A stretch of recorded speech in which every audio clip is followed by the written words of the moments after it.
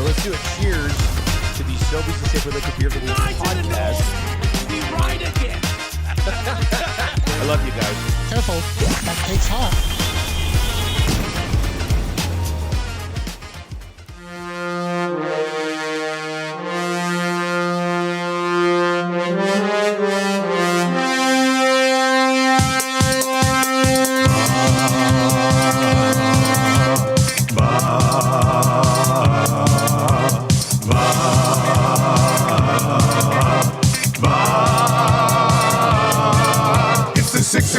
Check-in, come on, let's go. It's the AM Nasty Big Hello. How lewd. It's Matt Static, AM Radio. I'm your huckleberry. It's the Coolbet Red Hot Nielson Show. Let's go.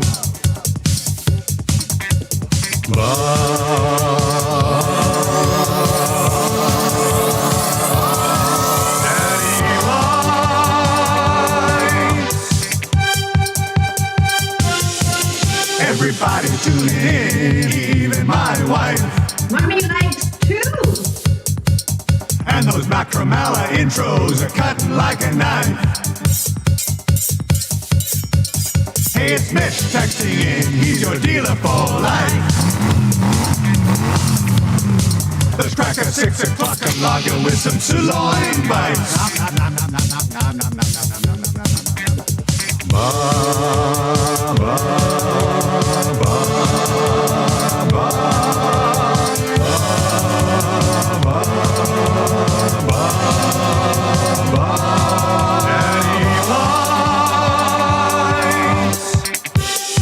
How lewd.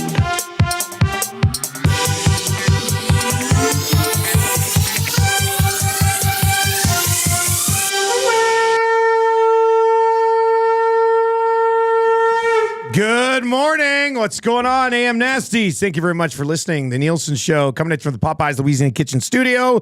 And we are live on TuneIn. We are live on iHeart. We are live at EvanstonSportsTalk.com. And we are live over on YouTube where you can hammer the thumbs up for us. You can give us a sub as well. And, of course, you can text us anytime in the Paris Jewelers inbox at 780-218-9999. 22 locations across 4 provinces. One great website, www.parisjewelers.com. Well, looky what we have here.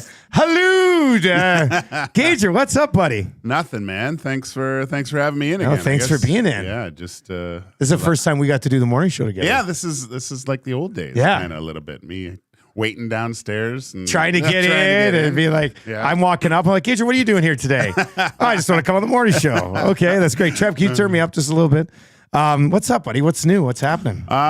Well, it's funny because doing the show last week. Yes. When you start getting up at 5 in the morning, and I don't know, it's always my body just adjusts, and it's always like I get up at 1:45, and I hate that. Like I love to. If I wake up, I like to see like 12. It's 12:30. I still got a few hours. But Yeah. Waking up at 4:45 and going and you just stare at the ceiling. But my body's used to it now. So That's good. That's good. So it's this isn't. I'm in familiar territory. I cannot sleep in past.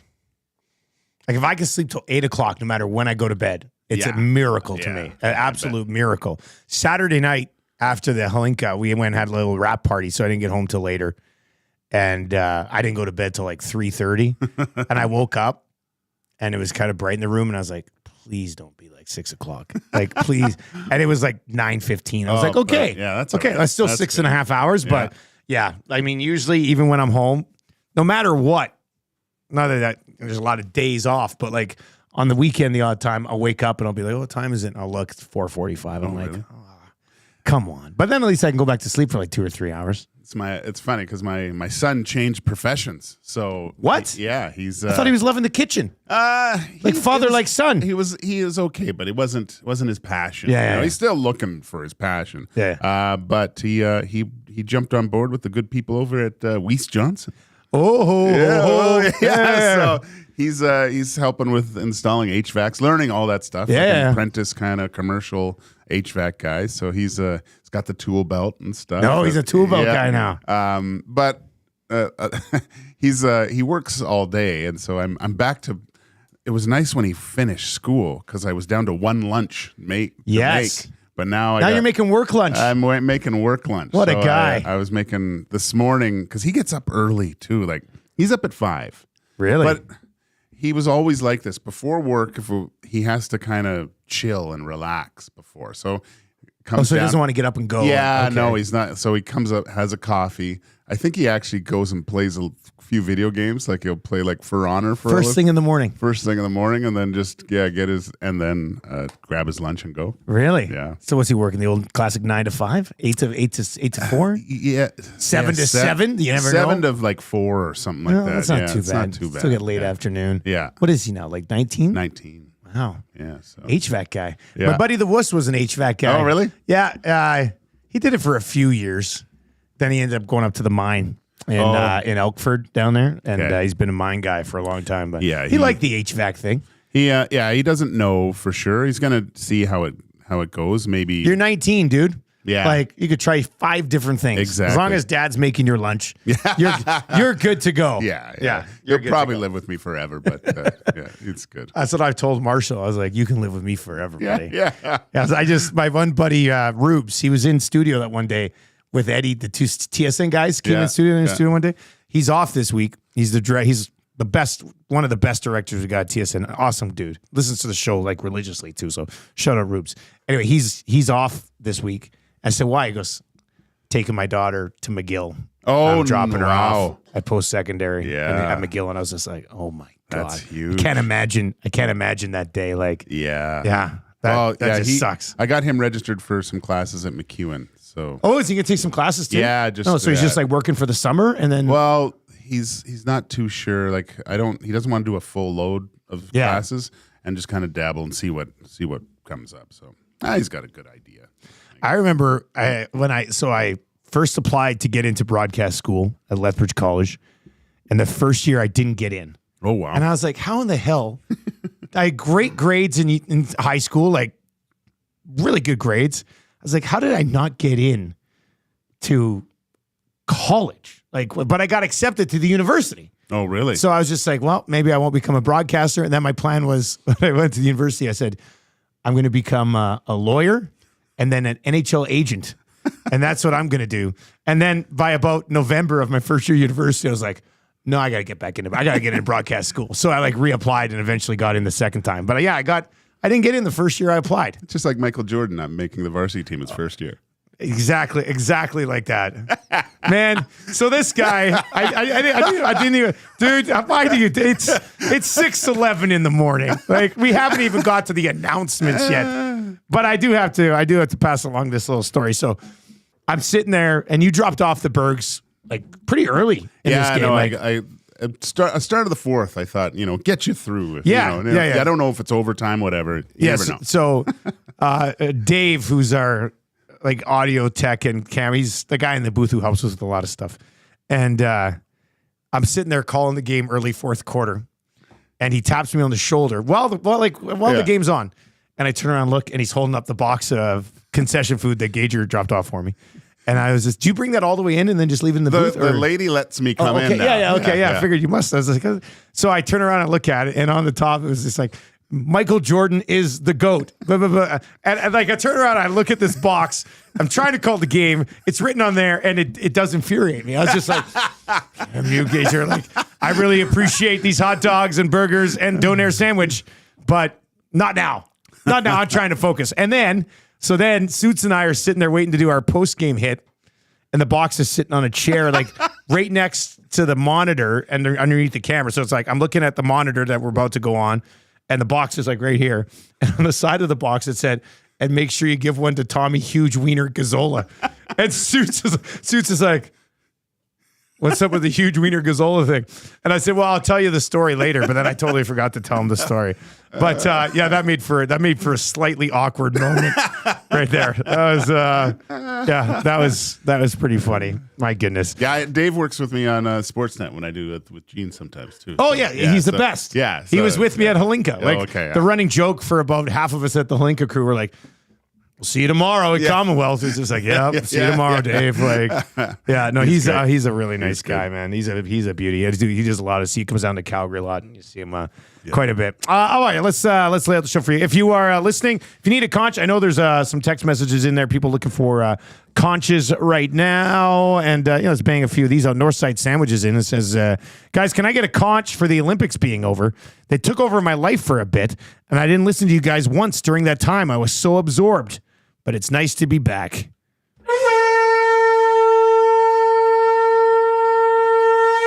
Jocelyn is in and says, good morning, guys. Could you please conch the Riverhawks for a fabulous season? First year in the playoffs. Caca! And we'll get to that during your morning announcements coming up here. Nielson Show presented to you by South Fort Chevrolet. For the best deal at the best price, go see Daniel and his team in Fort Sask. Tell them EST sent you. Get 15% off accessories on your new ride. You got your deal for Silverado 1500s and heavy duties. Visit their website, www.South Fort Chevrolet, and they've got the employee pricing here in the month of August. Save up to $12,000 on a new Tahoe or Suburban. They've got excellent stock available. And, the Tahoe.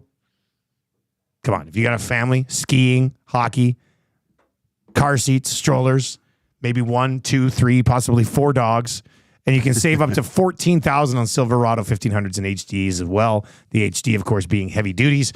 That's all at South Fort Chevrolet. We're going to get your morning announcements coming up right away. Talk a little bit about the Edmonton Elks here in the 6 o'clock hour. AJ Jakubec's going to pop by. The Super AJ, as he's known on Twitter. Jakubec's going to join us just after 7 o'clock. This guy, I'm very jealous of this guy with his travel. Like, usually I'm not overly jealous because he's traveling around watching a lot of like European soccer. But he was at the Olympics and he was at a bunch of awesome Olympic events. So he's going to join us for that. He's also play-by-play voice of the Ottawa Red Blacks. So we're going to discuss some CFL stuff with AJ as well. We'll get to your Coolbet hotline of the day. Shout out to the Blue Jays who won yesterday. Wagner making his debut, goes 3 of 4, made a couple nice plays in the field as well.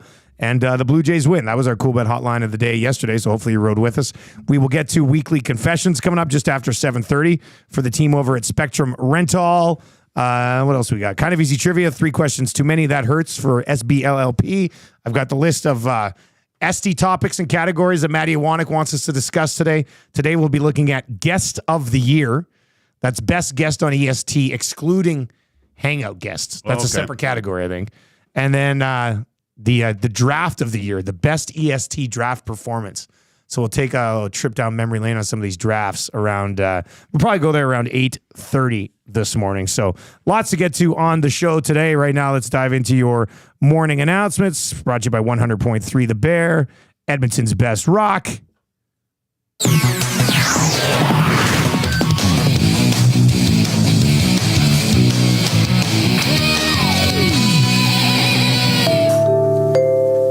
Jason and Leduc, can I get a conch from my sister-in-law, Jessica, and Team Canada?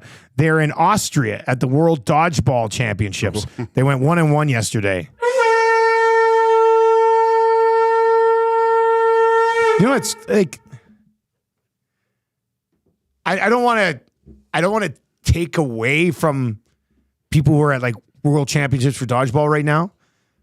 So I hope this doesn't come across the wrong way, but how awesome is it that you're at the World Championships for dodgeball, like a game we all played as children in school. And it was always like, remember in gym class, it'd be like, well, today we're doing this and today we're doing this. And you kind of like it, but you're like, but then it's like, hey, it's dodgeball day. And you're like, my God, it's dodgeball day.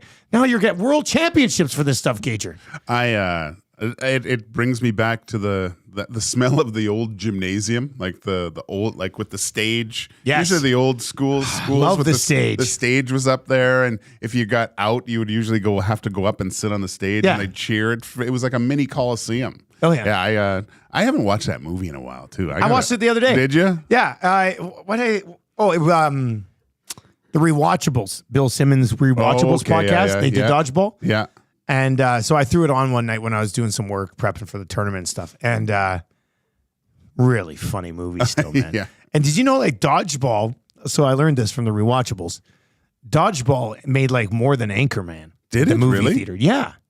But like it's just Vince Vaughn being Vince Vaughn. He was hot right then too. He's the same character he was in Wedding Crashers. I know. It's the exact same guy. Like, he's the exact same guy. Yeah. Literally. Like, you could tell me that it was a sequel or a prequel. Probably prequel. Because then he becomes a business guy because he, you know, and then is all of a sudden working with Owen Wilson and the arc of him is probably the same guy. He's in something new too. I forget what I saw. Bad Monkey. Okay, I think it's called Bad Monkey. Yeah. Where I think he also plays himself. Same. Like, but that's what like even in he's the same guy in Old School. Like if you were to put this together, it would be Dodgeball. Oh, probably working with Owen Wilson. And then launching Speaker City in Old School, maybe. But it's the same guy. Yeah. And Rounders, the first one. He's the same guy. Well, no, not Rounders. Swingers. Yeah. I haven't seen Swingers. No. And they were talking. He was on, actually, Vince Vaughn was on Smartless with Bateman and those guys. And they basically spent the entire time talking about Swingers. They didn't get to Old School or anything. That was Favreau's first. Yeah. They basically wrote that as buddies. Yeah. Anyway, I'm pretty sure he'll be the same thing. Is it? You know what other movie he's the exact same guy in? Internship. I don't know if you watched The Internship. Yeah, that was hilarious. Internship is one of the movies I have on my phone that I like I purchased on like Apple TV. I can watch whenever. Yeah. Internship was pretty funny. I should probably save this for confessions, but speaking of funny movies, I do what you do, Dusty. When you're working, sometimes you throw a movie on the background all the time. Yeah, and just it's you know, it kind of just whatever. It makes me focus a little bit more, actually. Anyways, I threw on The Brothers Grimsby. Oh, I've never seen that one. Oh my God. Do you like that, Travis? It's like I didn't work for the next 2 hours. You sat there and watched the movie? Because, I was laughing so hard. Who's in that?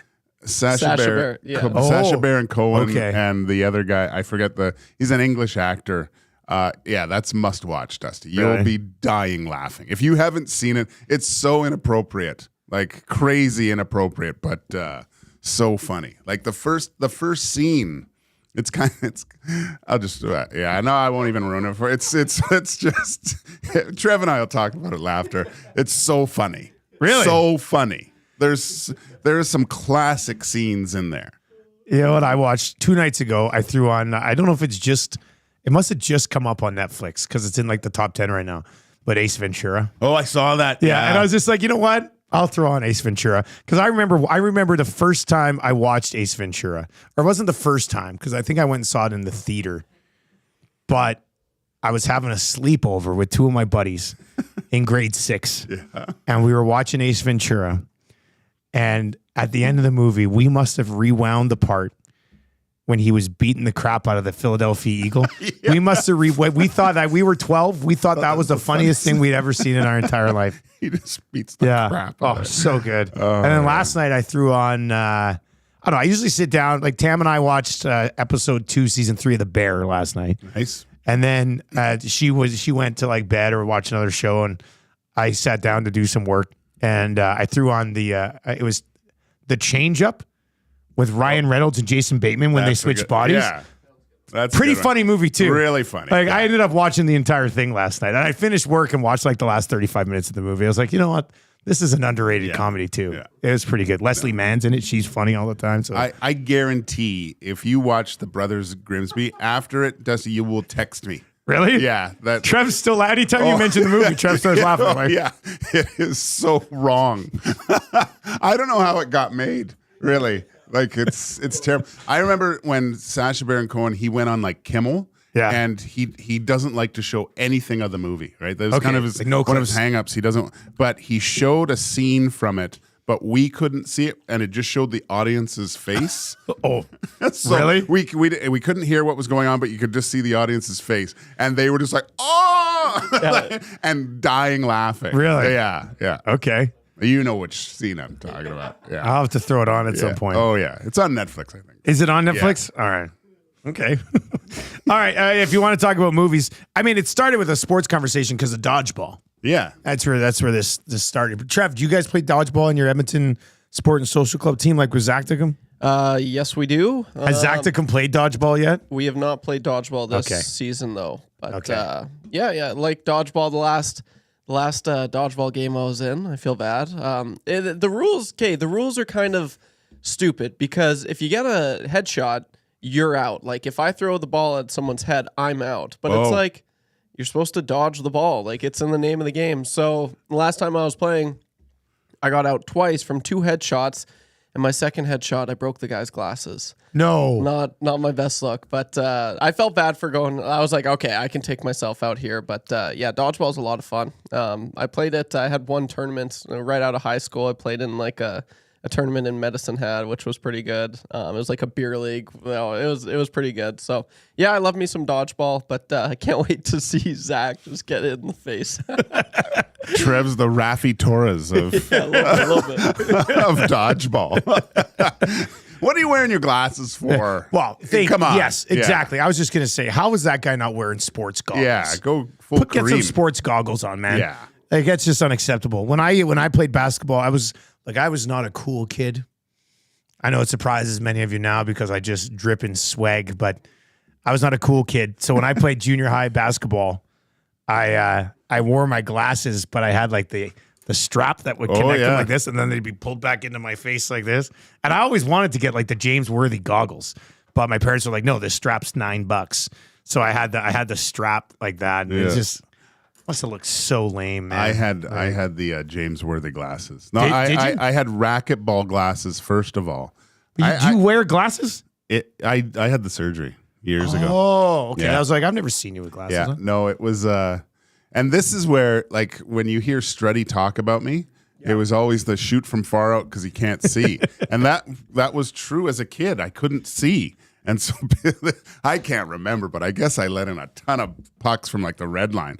And then I remember my coach saying, "Oh, the world's going to open up for you," because my dad finally said, "Yeah, I think he needs glasses." I went to a BC Lions game, and I kept asking my mom what the score was, and she's, "Why are you asking me this?" I go, "I can't see it; it's too far."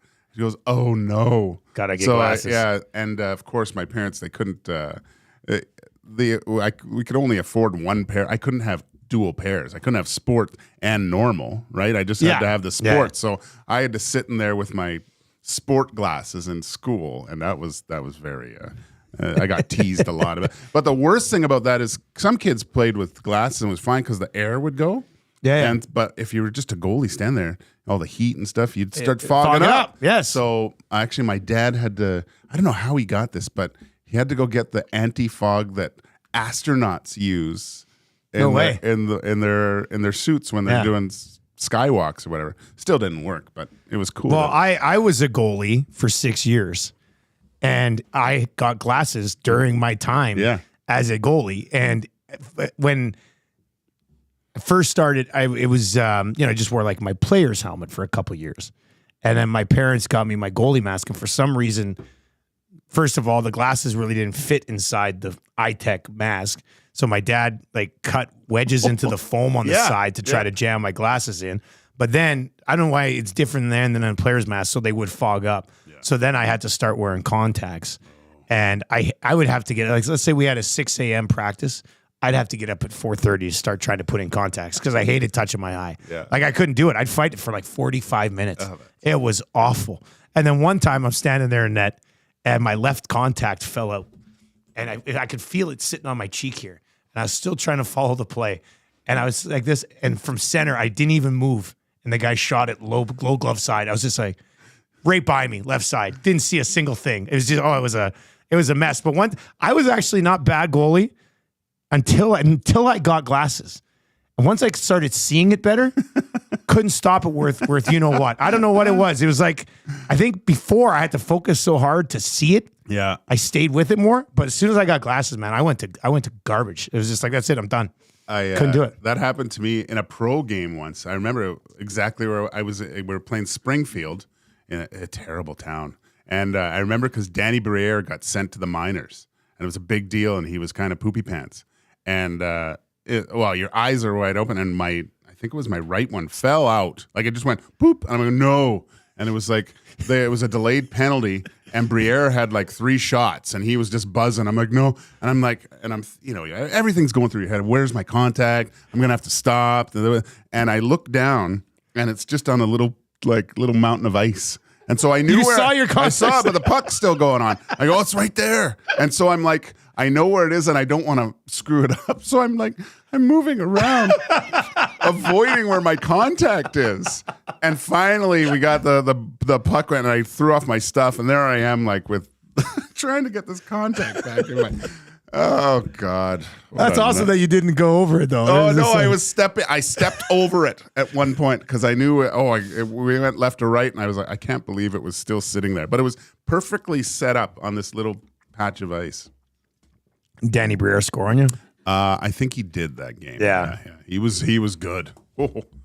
But he was disgruntled because he wasn't playing and stuff. But he was quite good. He was in town last week. Oh yeah. Yeah. Well, he's GM of the Flyers, right? So he was in scouting. Right. He was at the tournament quite a bit last week. Jeez, they showed Iginla a lot.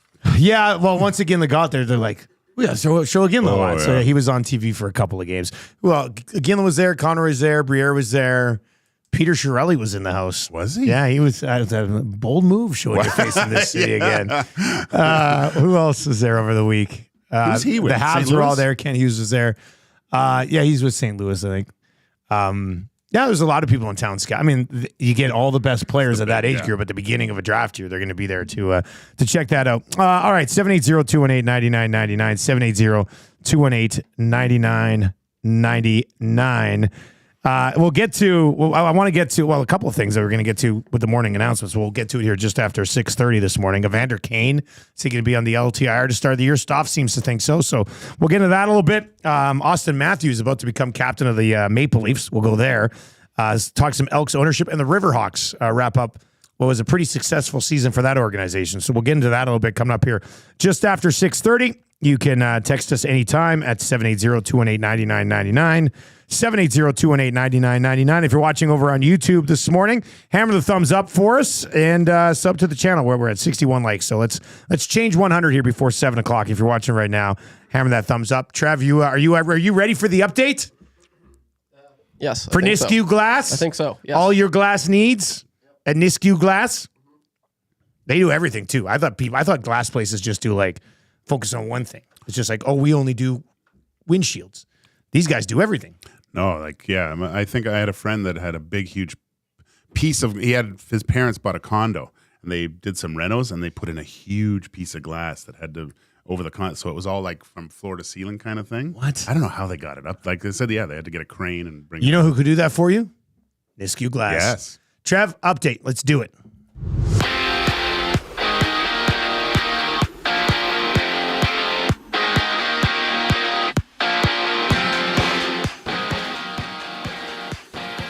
A great season has come to an end as the Riverhawks cacawed for the last time, falling on the road to the Bellingham Bells by the score of 5-1.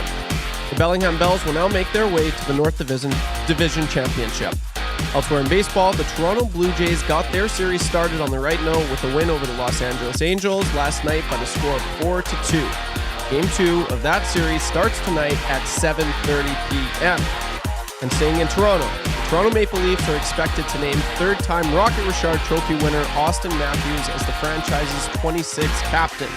It's the first time an American will captain the Maple Leafs, and only the second time they will have a non-Canadian captain, the other being Matt's son, Dean.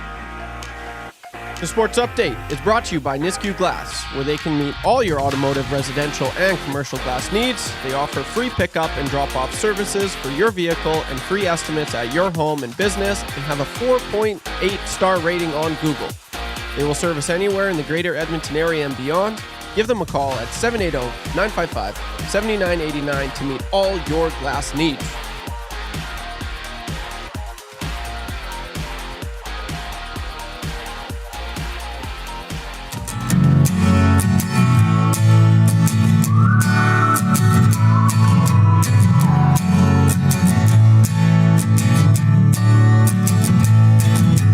Nasty Bash was awesome, so let's remember it with this song.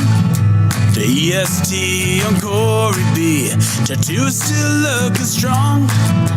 6:30 wasn't working, so old Smash said so long. AM Nasty C and Frazier yelling, turn your headlights on. 1, here comes the 2 to the 3 to the 4. Tommy met a new girl heading out the door. No homology stripping, his shirt just hit the floor. Oh my, good Lord. Someone poured me birdie booze on a shot ski. Now you know Reed Wilkins was a mystery. Extra J's pants got a little pissy. Everybody at the bash was a nasty. Everybody at the bash was a nasty. Everybody at the bash was a nasty. 6 o'clockers right and left. Let me pour it on your head. Moment we won't soon forget. Hey, Norm. Fergie's back ribs let us in. Made the last table again. Rode it out till 2 a.m. Oh, Lord. 1, here comes the 2 to the 3 to the 4. Tommy met a new girl heading out the door. No homology stripping. His shirt just hit the floor.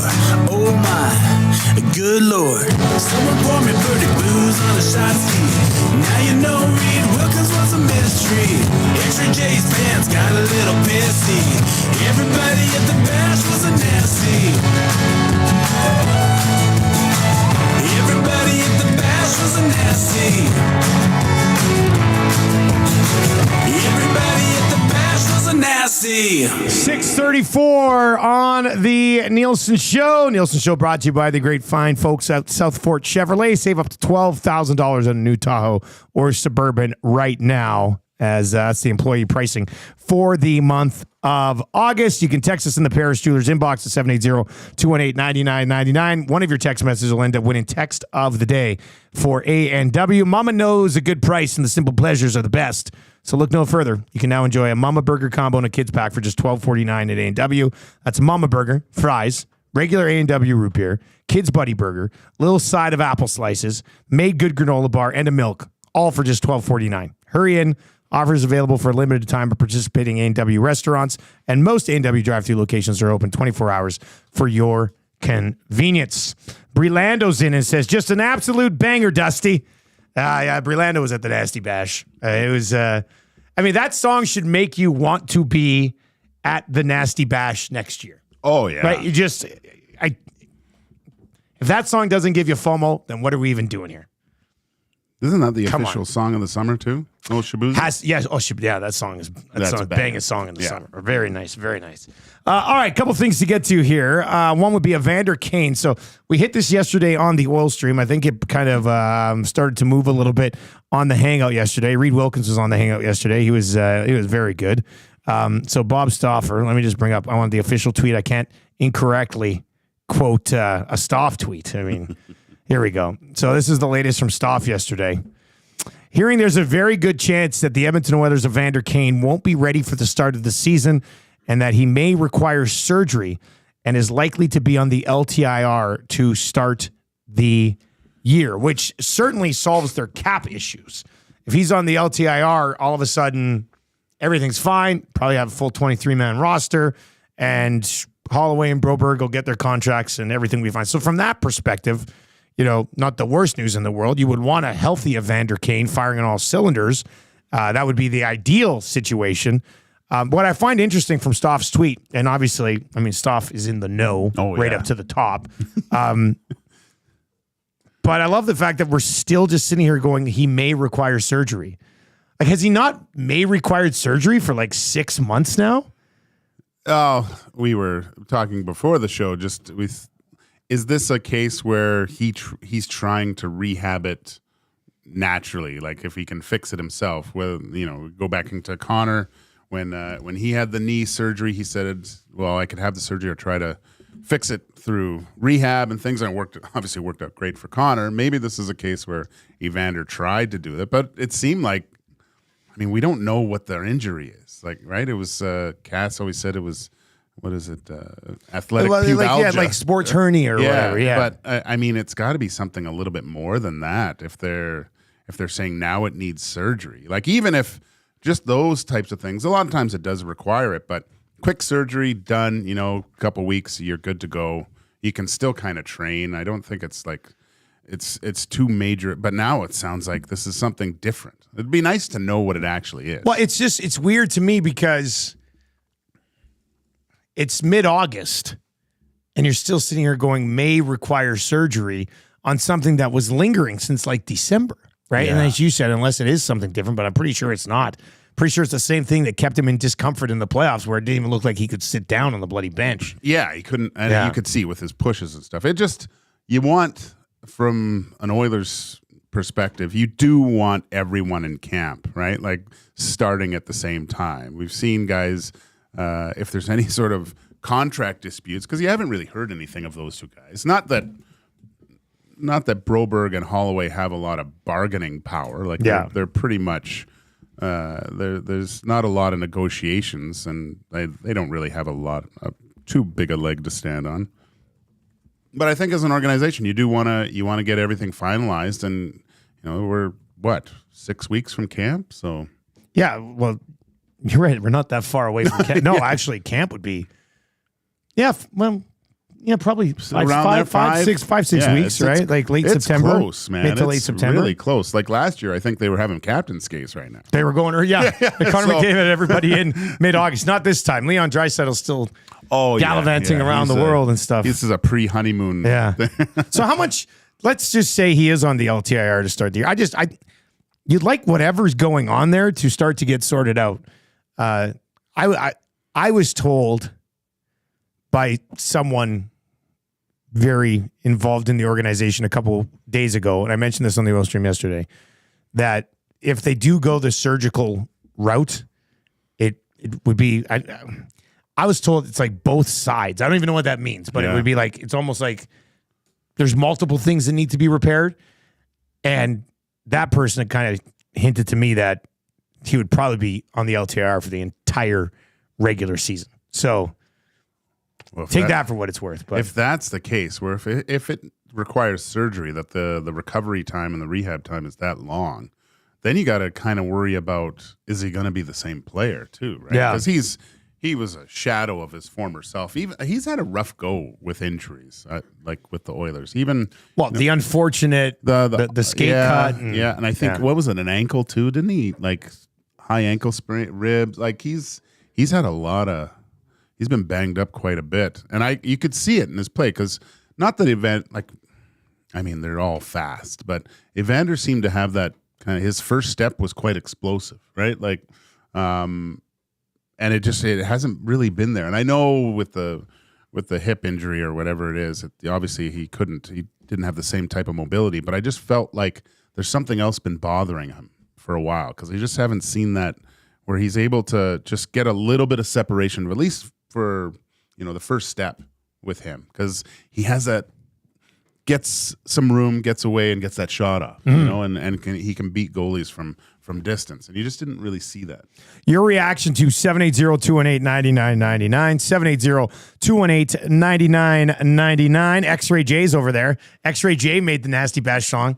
X-Ray J's pants got a little pissy. It's a classic line. Congratulations, X-Ray J. Changing 87. We're 13 away from changing 100. Let's go. If you're watching over on YouTube today, you want to chime in on this Evander Kane discussion, we can certainly do that. Let's dive into a few of those right now. Let's see here. Wheels, Atifi's in there. The Oilers are pulling a Vegas. Spelled Vegas wrong, but that's okay. Let's show the Knights how it's done. RCN is in and says there's a reason they pushed surgery until now. LTIR has been the plan all along. That could be, I would think that maybe that's the case, but for some reason it feels like there's a disconnect between Kane and the Oilers. And maybe that's part of the ploy. Maybe that's part of the ploy to be like, well, no, he didn't want to have it here. Well, we want him to have it here. Oh, you know what? Fine, he's going to have it September 15th. He'll be back late March. They could be start skating in February. Maybe they are playing chess and everyone's playing checkers here. Lance Kane says, I just can't imagine the surgery keeping him on LTIR until the playoffs. And Amishman19 says, I can't imagine it keep him on LTIR that long either. Maybe just enough time to sort out the cap and give them a little bit of leeway. But who knows? Well, yeah, we'll see. I'm just passing along stuff that we've heard. And obviously Stav saying that the may require surgery thing. And at some point you got to, what's the saying?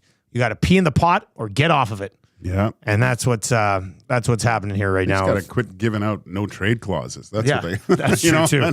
So overall, the bigger, and there's a couple other things I want to get to here, but how much do they miss Evander Kane, Gager? Like they didn't really play the second half of last season of the playoffs with the Evander Kane you want anyway. So, and Trev, I'll come to you on this one too. So think about it. But how much do you think, are we sitting here in November going, man, this is not a slight to Evander, but it's the fact of what he's been dealing with for the last half of last season.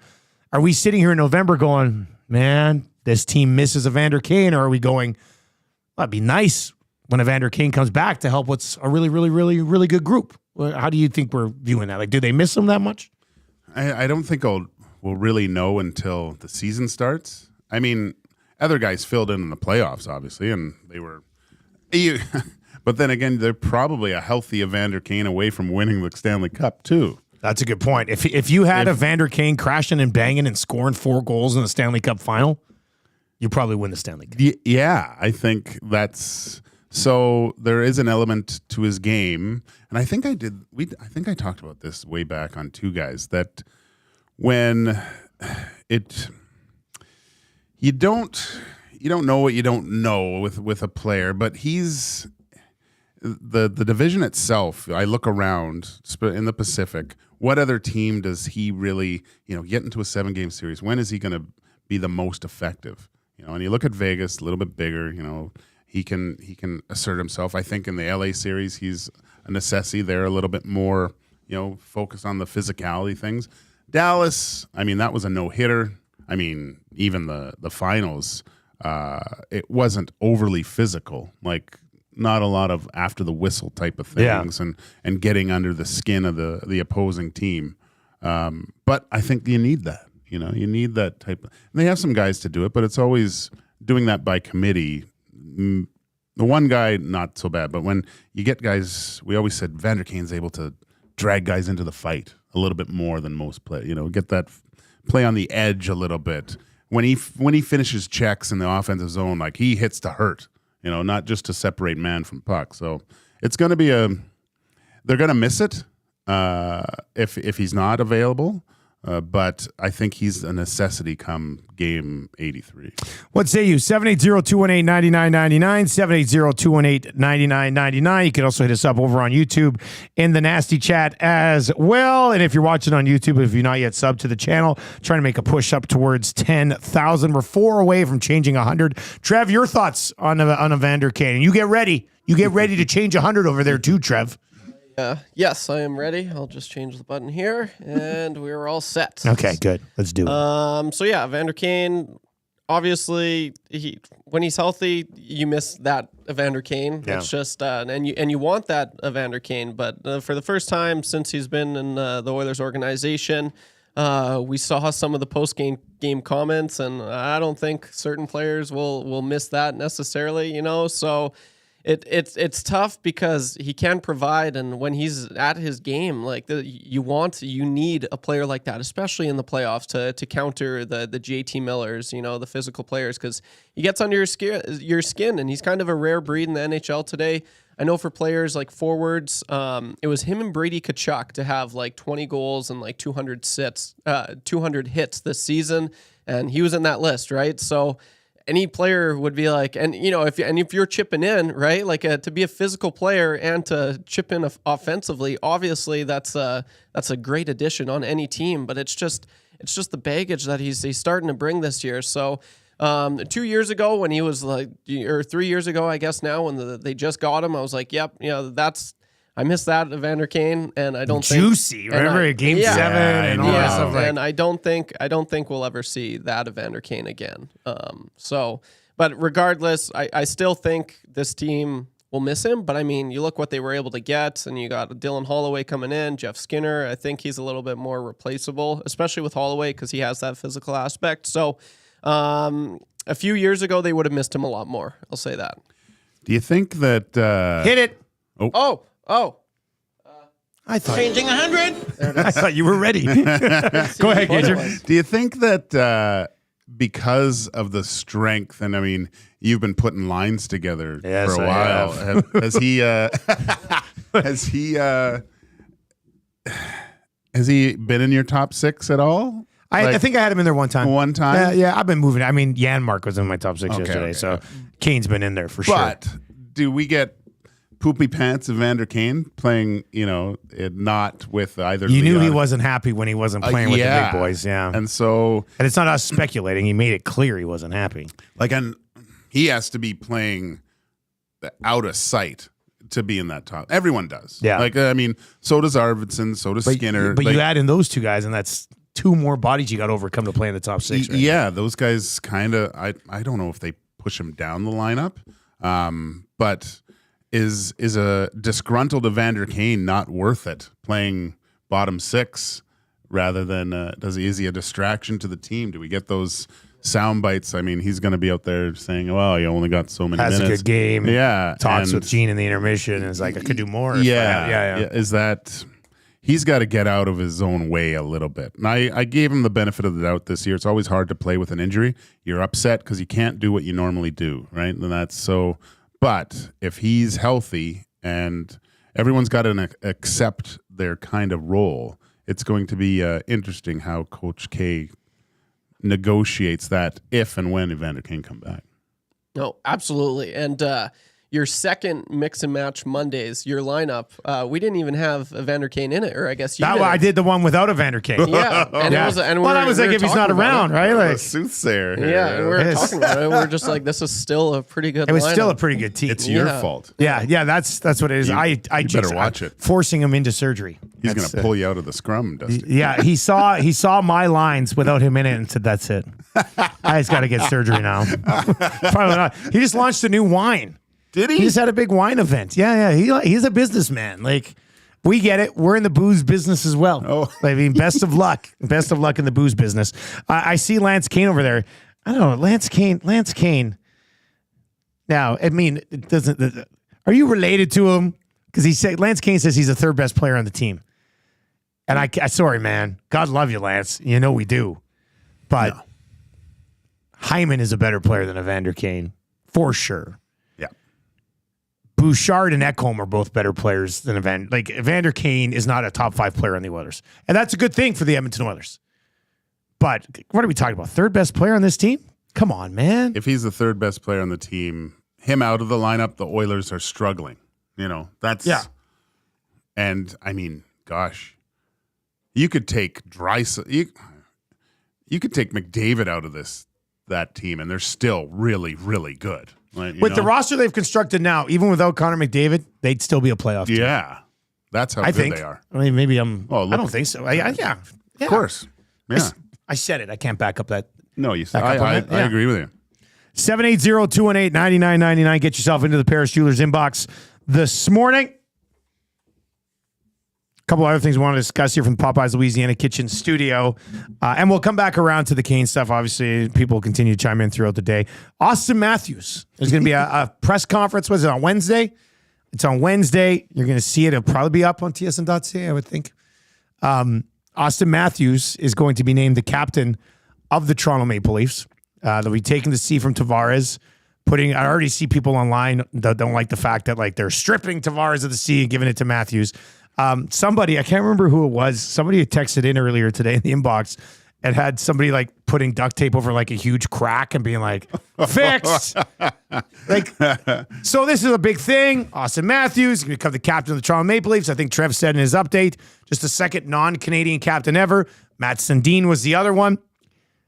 How does this change? Like, outside of taking a letter off one jersey and putting it on the other, do you think this actually changes anything for the Toronto Maple Leafs? Are they a different team being led by Auston Matthews as opposed to John Tavares and Gager for somebody who played professionally for a number of years?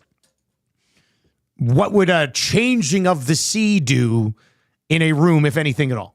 Nothing. No, I didn't think so. That's why I want to ask. Not a thing. Yeah. If you walk into the room and you were a Toronto Maple Leaf, part of that team for the past few years, you already know who the leader is. I don't know who it is, actually. Like, I mean... Well, maybe that's what they're trying to do.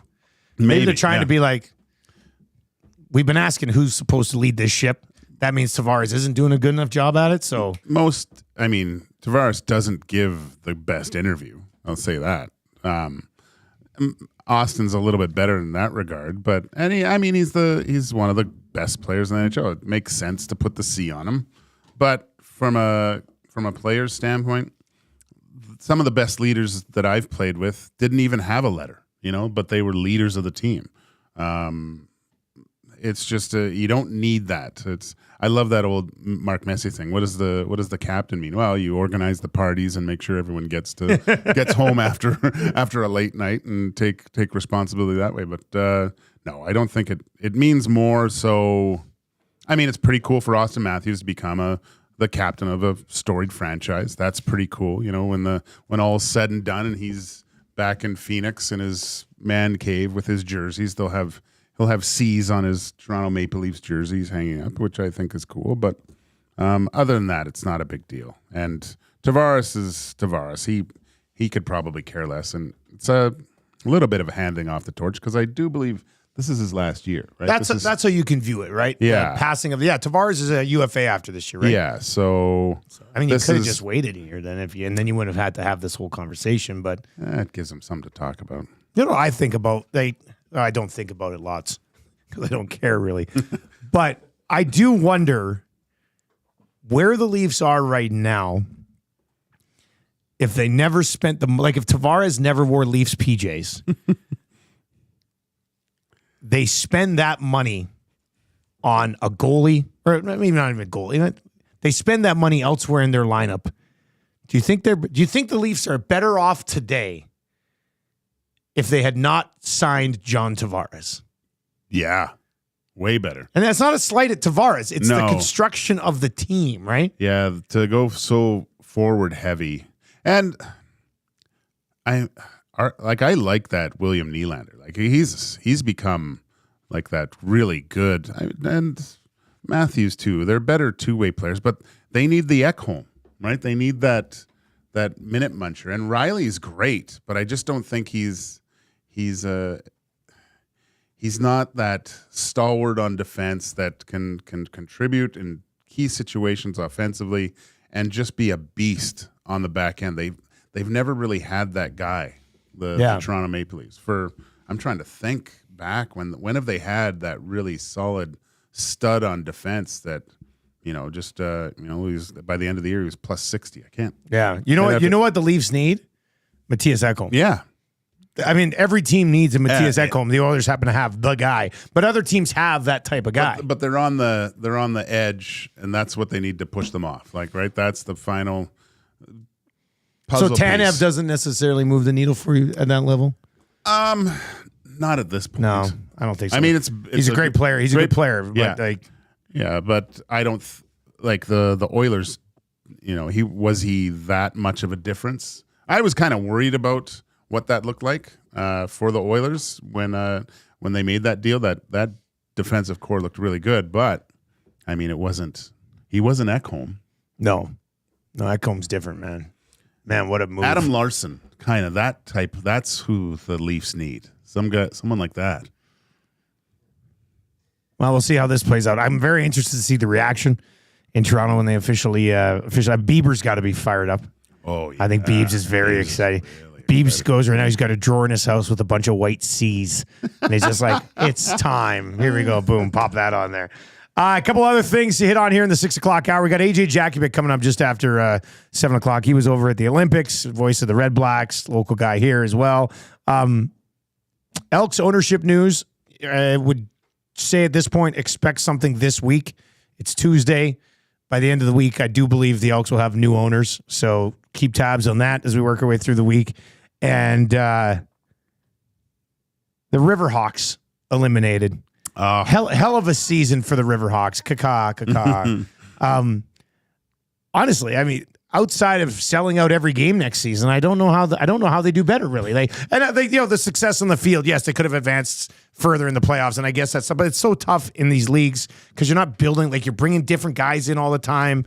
That's going to be tough, and even without consistency and things like that, it's still an organization that is just it's won over the city, man. Yeah. Congratulations to Hogel and Mr. Greg and everybody over there because they've done a phenomenal job. Phenomenal job. I heard they're going to sign Vladdy for. Well, you know what? Might as well, right? Yeah. Hey, Randy, Greg, open up the pocketbooks. That would be something. I love. We get pumped about Riverhawk season. You know, the end of the hockey season is a lot of times oh, okay. And I mean, it was very disappointing for a lot of Oilers fans this year, but it's the stuff to look forward to in the spring, and the boys of summer coming in and hitting the ballpark. That is great. And that Canada Day thing that was amazing. They do such a good job for fans, the entertainment, the in between the innings. Baseball's unique that you can do a lot of that stuff, more so with that sport. But that is a real good point. Like, man, I worked for the Lethbridge Bulls in Lethbridge, and our Canada Day game was really good. It would sell out. Like, it was awesome. I swear to God, the Lethbridge Bulls probably made about 40% of their income on Canada Day because we didn't do much else. I learned a lot working for a baseball team for a couple of summers. Yeah. Like the one summer, so I was working part-time at the radio station, but I still wanted to do play-by-play desperately, and I was also working for the Lethbridge Bulls baseball team. So I used the Bulls to get I went to my boss, I said, I want to get the Bulls on the radio somewhere. Mm-hmm. So I went to the university station, and I was like, I'll buy the equipment. Let's put Saturday night Lethbridge Bulls games on the radio station over here. And they're like, sure, let's do it. So I went back to my boss. I was like, I got it. We're going to have Saturday nights, and I'll call the game, and everything will be fine. He's like, okay, but you still have to do the in-house hosting. And I was like, well, I'm going to broadcast the game. He goes, well, I mean, one of your jobs is to be on the mic giving away stuff in the innings. So I would call the inning. Really? Then I'd hand it off to the color guy who was like Mr. Baseball down in Lethbridge. He knew everything about anything that happened in baseball for like the last 50 years. That's crazy. So I'd call the inning. He'd take over in between innings. I'd grab the mic. I'd run out to the crowd or down onto the field, do the contest, throw out a couple T-shirts, then run back up for the next inning. Like you had to do everything there. And then I was also doing sales. And this was the last time I ever wanted to be in sales. My boss was like, we should just open up the phone book and start calling people and try to sell season tickets. And I was just like, oh my God, cold calling. Like, so I called this one, I'm like, hello, I can't remember the guy's name. Let's just say, is Rick there? And this lady was like, no, Rick's not here.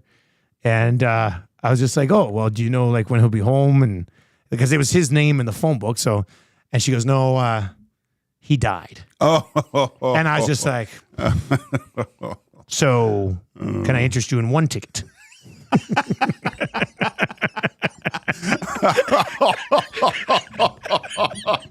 No, I didn't.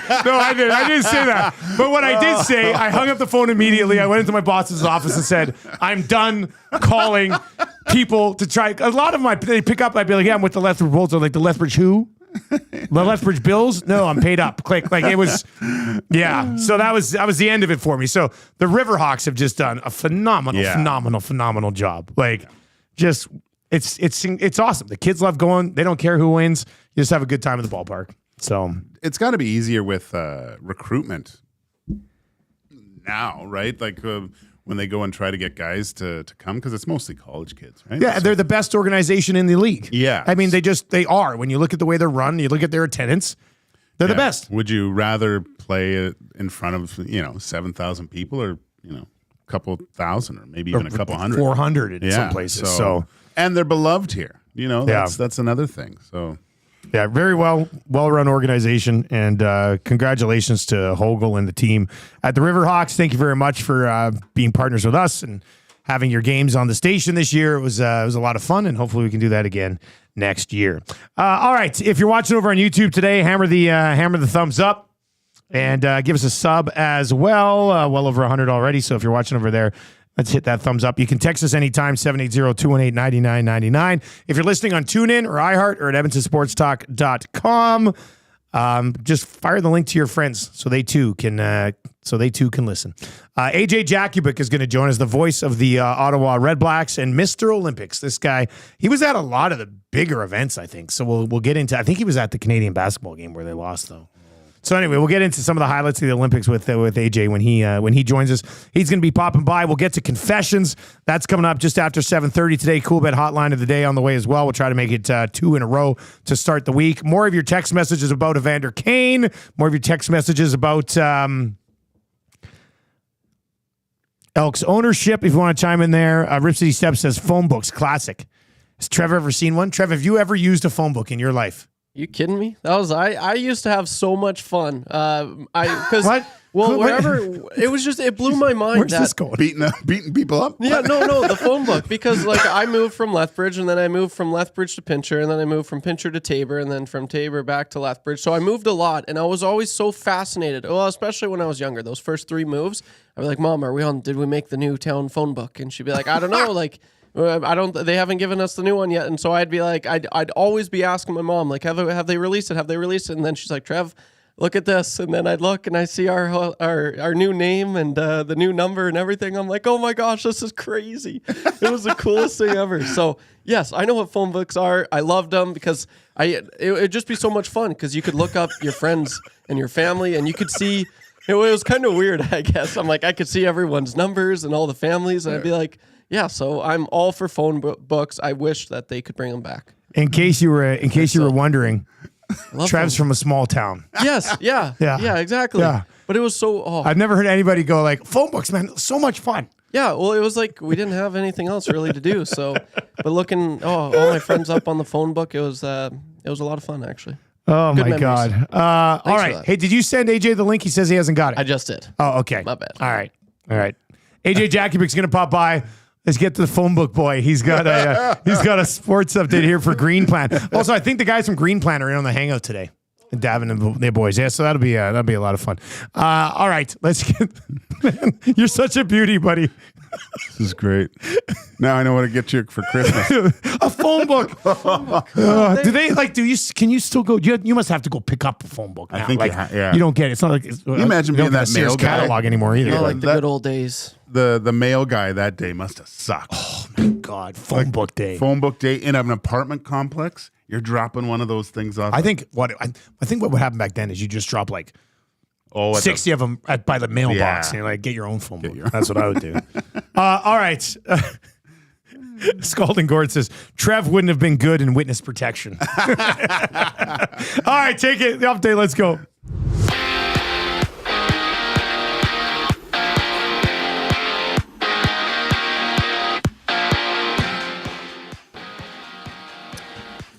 A great season has come to an end as the Riverhawks caw for the last time, falling on the road to the Bellingham Bells by the score of 5-1 last night. The Bellingham Bells will now make their way to the North Division Championship. Elsewhere in baseball, the Toronto Blue Jays got their series started on the right note with the win over the Los Angeles Angels last night by the score of 4-2. Game 2 of that one starts tonight, 7:30. And staying in Toronto, the Toronto Maple Leafs are expected to name third-time Rocket Richard Trophy winner Auston Matthews as the franchise's 26th captain. It's the first time an American will captain the Maple Leafs, and only the second time they have had a non-Canadian captain, the other being Matt Sundin. The Sports Update brought to you by Green Plan, providing you with award-winning environmental planning and consulting services, whether it's municipal, industrial, or residential. Plan it right with Green Plan. Visit greenplan.com or give them a call at 780-455-4292.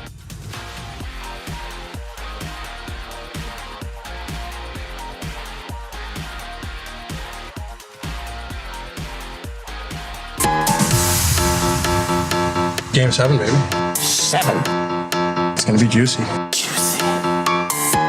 It's where I get my juice. I walked into the party. CC to Kulak. He's got tons of room. He tees one up, and they score! The Oilers take a 2-0 lead off of a point shot from Brett Kulak, tipped in by Evander Kane. Game 7, baby. For the Kane. Kane, he's home free. The runway is open. The net is open, and Kane scores again. Juicy. 7. It's gonna be juicy. It's gonna be juicy. It's gonna be juicy. Game 7, baby. It's gonna be juicy. 7. 7. 7. 7. 7. 7. 7. 7. 7. 7. Oh, what's going on? 707 on the Nielson Show, brought to you by South Fort Chevrolet. Check them out, www.southfortchev.com. They got that employee pricing on here in the month of August. Save up to $12,000 on a new Tahoe or Suburban, and save up to $14,000 on Silverado 1500s and heavy duties. You can text us anytime in the phone book. Trev, I've never seen anybody love phone books as much as you used to love phone books. Yeah, I don't know what to say. I just they were a lot of fun, man. They really were. Like, honestly, I just remember all the numbers from all the towns I lived in. You sounded like as a child you'd sit down and play with the phone book. Like, well, I just always would look and just, learn. Gager is just fascinated. Yeah. Right now. Yeah. So, yeah, I am the phone book expert. I see Wheels in the nasty chat. Phone book Trev at PTT. YouTube Trev is now phone book Trev. My God. That's too good. Hey, if you were to look us up in the phone book, you'd see the text line. Can you imagine that? Edmonton Sports Talk, 780-218-9999. 218-9999. I remember it was a big thing to be unlisted. Right? Oh, an unlisted number. Yeah. God. Somebody else in the nasty chat was like, you remember when your landline started to get caller ID? Yeah. And you had a phone and it's like, oh, look, I can see who's calling. It would come up as someone. Yeah, I remember when somebody would call you and then they hang up and you'd go *69 to figure out who had just called you. Remember that? That was a lot of fun too. Now it's all just right here. It's so lame now. We actually do have a landline connection in the office, but Maddie's never set it up to take phone calls. Oh, really? Mind you, he's thinking about maybe doing that for the upcoming season. Ooh.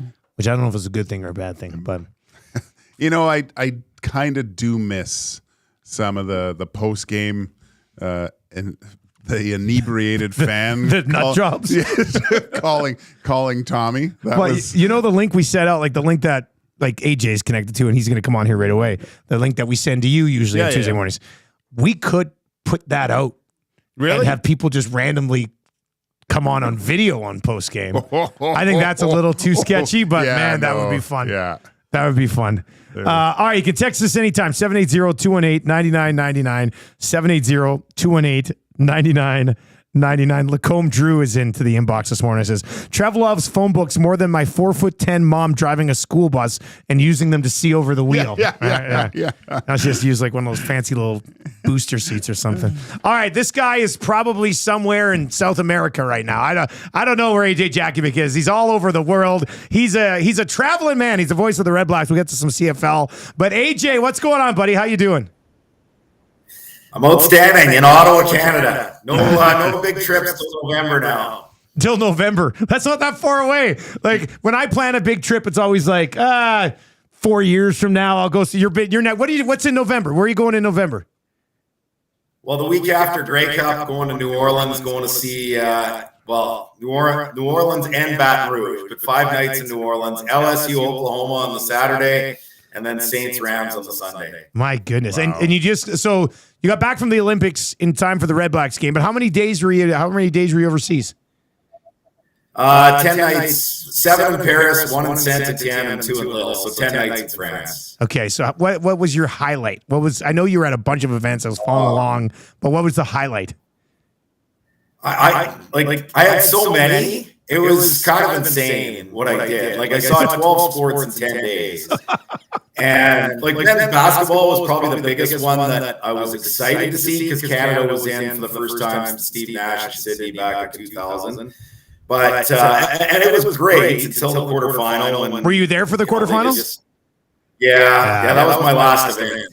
Yeah. And unfortunately, the first half not very good, and just perfect storm. It was a bad matchup. They could have used someone like a Zach Edey on the inside for sure, even to play 15 minutes.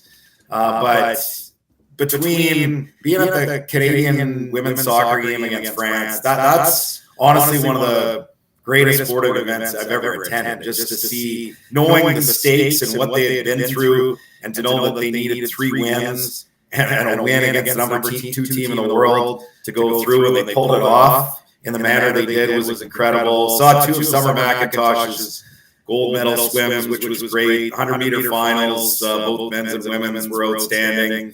Katzberg's hammer throw and tennis. Tennis was kind of a fluke for me because I'm not a huge tennis fan and had this big gap in the schedule the one day. And because it's me, I can't rest.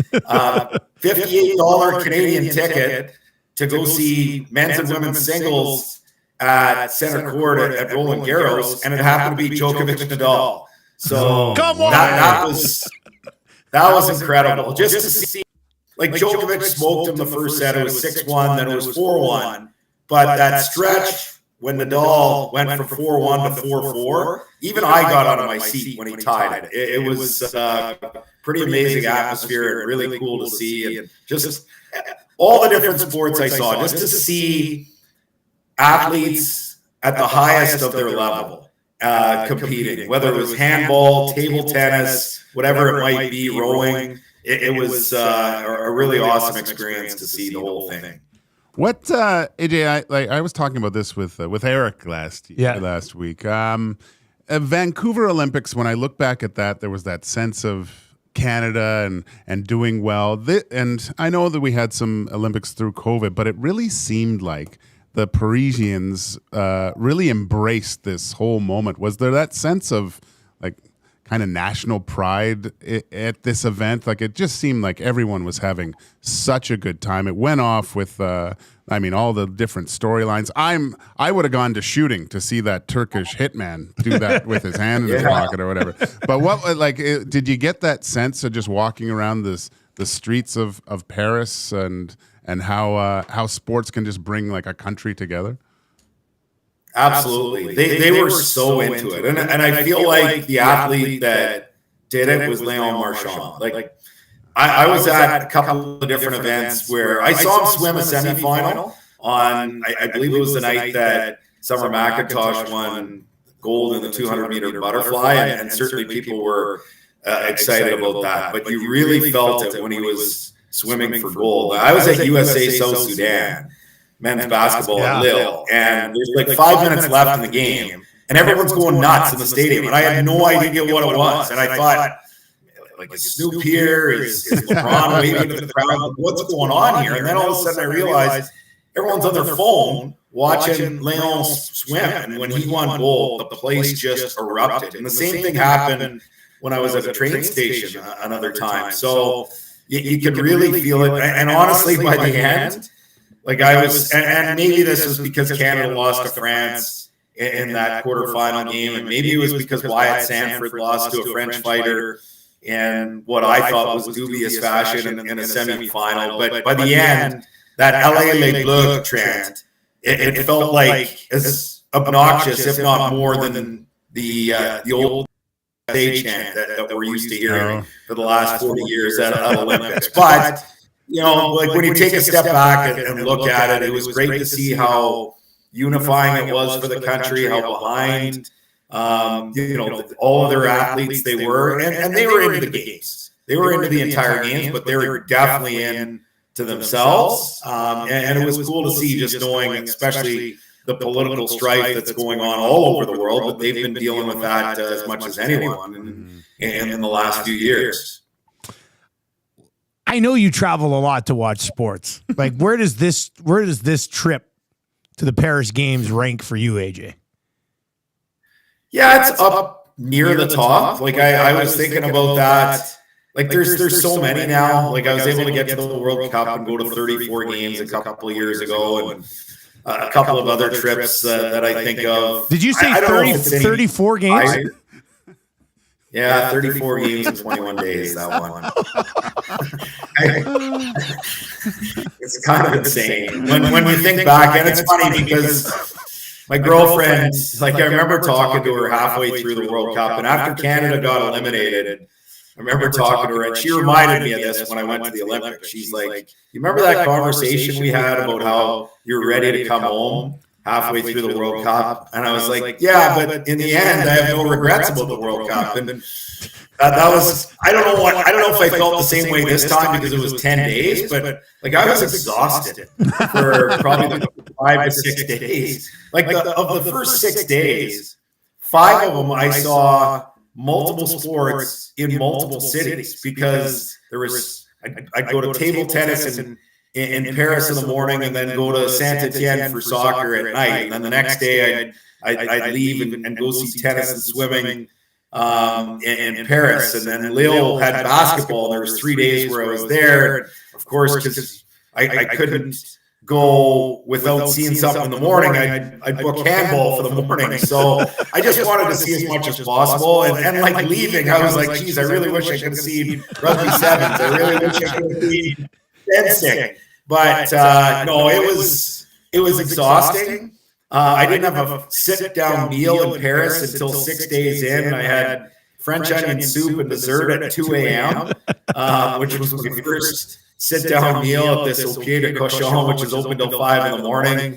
But I honestly wouldn't change a thing. Like if I'm looking ahead to LA, which I am in 2028, like that's one where you say, because you're not going to Brisbane for 4 days. Like a lot of what I do depends on the CFL schedule. Dustin, obviously, you can appreciate that.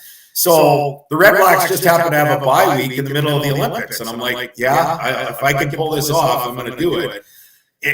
I might have 2 games in 6 days in the middle of the LA Olympics, but that's one where you can go for 3 or 4 days. So I don't think I do as much, but track and swimming and basketball and soccer are 4 that I'd love to see, and that's one where you can go for 3 or 4 days and come home and still make a pretty good trip of it. Legendary run. Yeah. Now you get back just in time to call a real bizarre game between the Riders and the Red Blacks. I mean, how do we break that one down, AJ? What were you like after that one? Honestly, it was kind of surreal, just the way it went. Well, I had a buddy send me a text after the game. I'm waiting to interview Bob Dice. I get a text, tough loss, and I'm like, it ended in a tie, just so you know. So that pretty much explains everything. I mean, that's classic only in the CFL. It was an ugly game to watch for the majority of it. And in the end, it ended up a wildly entertaining finish, maybe for some of the wrong reasons. But we're talking about a game that threatened to be the lowest scoring in Red Blacks history. There was a 7-5 game in year 1 in 2014 against BC when there was a monsoon that came through and actually delayed the game about 3/4 of the way through. And this one threatened to be even lower scoring, and it ends up 22-22. So in the end, I felt like there were some things that went against both teams. The command center drives me nuts. I almost wish that they do what the NFL had done. Like it feels like, in hockey, when Matt Duchene went offside by like 6 feet, and now we're like measuring, like if he's a centimeter offside, and you almost wish Matt Duchene didn't go 6 feet offside, because in the end you just leave it to the linesman, and it just feels like it's something that's unnecessary. And same with that Saints-Rams NFC Championship game where there was clear pass interference. It was as egregious as you could imagine. I don't know how the officials missed it. And then they brought in pass interference challenges in the NFL, and they decided, you know what, this is not worth it. And I feel like in the Canadian Football League, like if I had a clear answer every time there was pass interference or there was a challenge flag, if I knew, then I'd be like, okay, this is great. I'm glad you're able to challenge for pass interference. But it feels like kind of like goalie interference in hockey, that you're spinning the wheel, you're wondering what it's coming on, and I feel like it's not worth the bother. But in the end, that was a game. I think net offense was 321 to 313. Turnovers were 5-4. Both teams might think they deserve to win. I feel like both teams probably earned that tie, and maybe we're lucky not to lose, both of them. So I think Ottawa and Saskatchewan can take the point, move on, and hopefully we see a cleaner football game for Ottawa this week when they visit Calgary on Thursday. Well, Calgary only wins at home, so they have a chance here. Jeremiah Masoli, what do we expect from Masoli? He's thrown 10 passes in 2 years, so your guess is as good as mine. Man. I mean, I think he's looked pretty good in practice, but honestly, like he's come through 2 major injuries, the gruesome one from the Garrett Marino incident 2 years ago, and then, just so unfortunate last year. He goes back to Hamilton of all places, is returned there, first start in a year, and he blows out his ACL early in that football game, and he was 6 for 10 in the first quarter. So I'd expect he's probably going to be a little bit rusty, but this is why they brought him in. Dustin Crum, unfortunately, and it's year 2 for him. We haven't seen as much progress as I think everyone would like.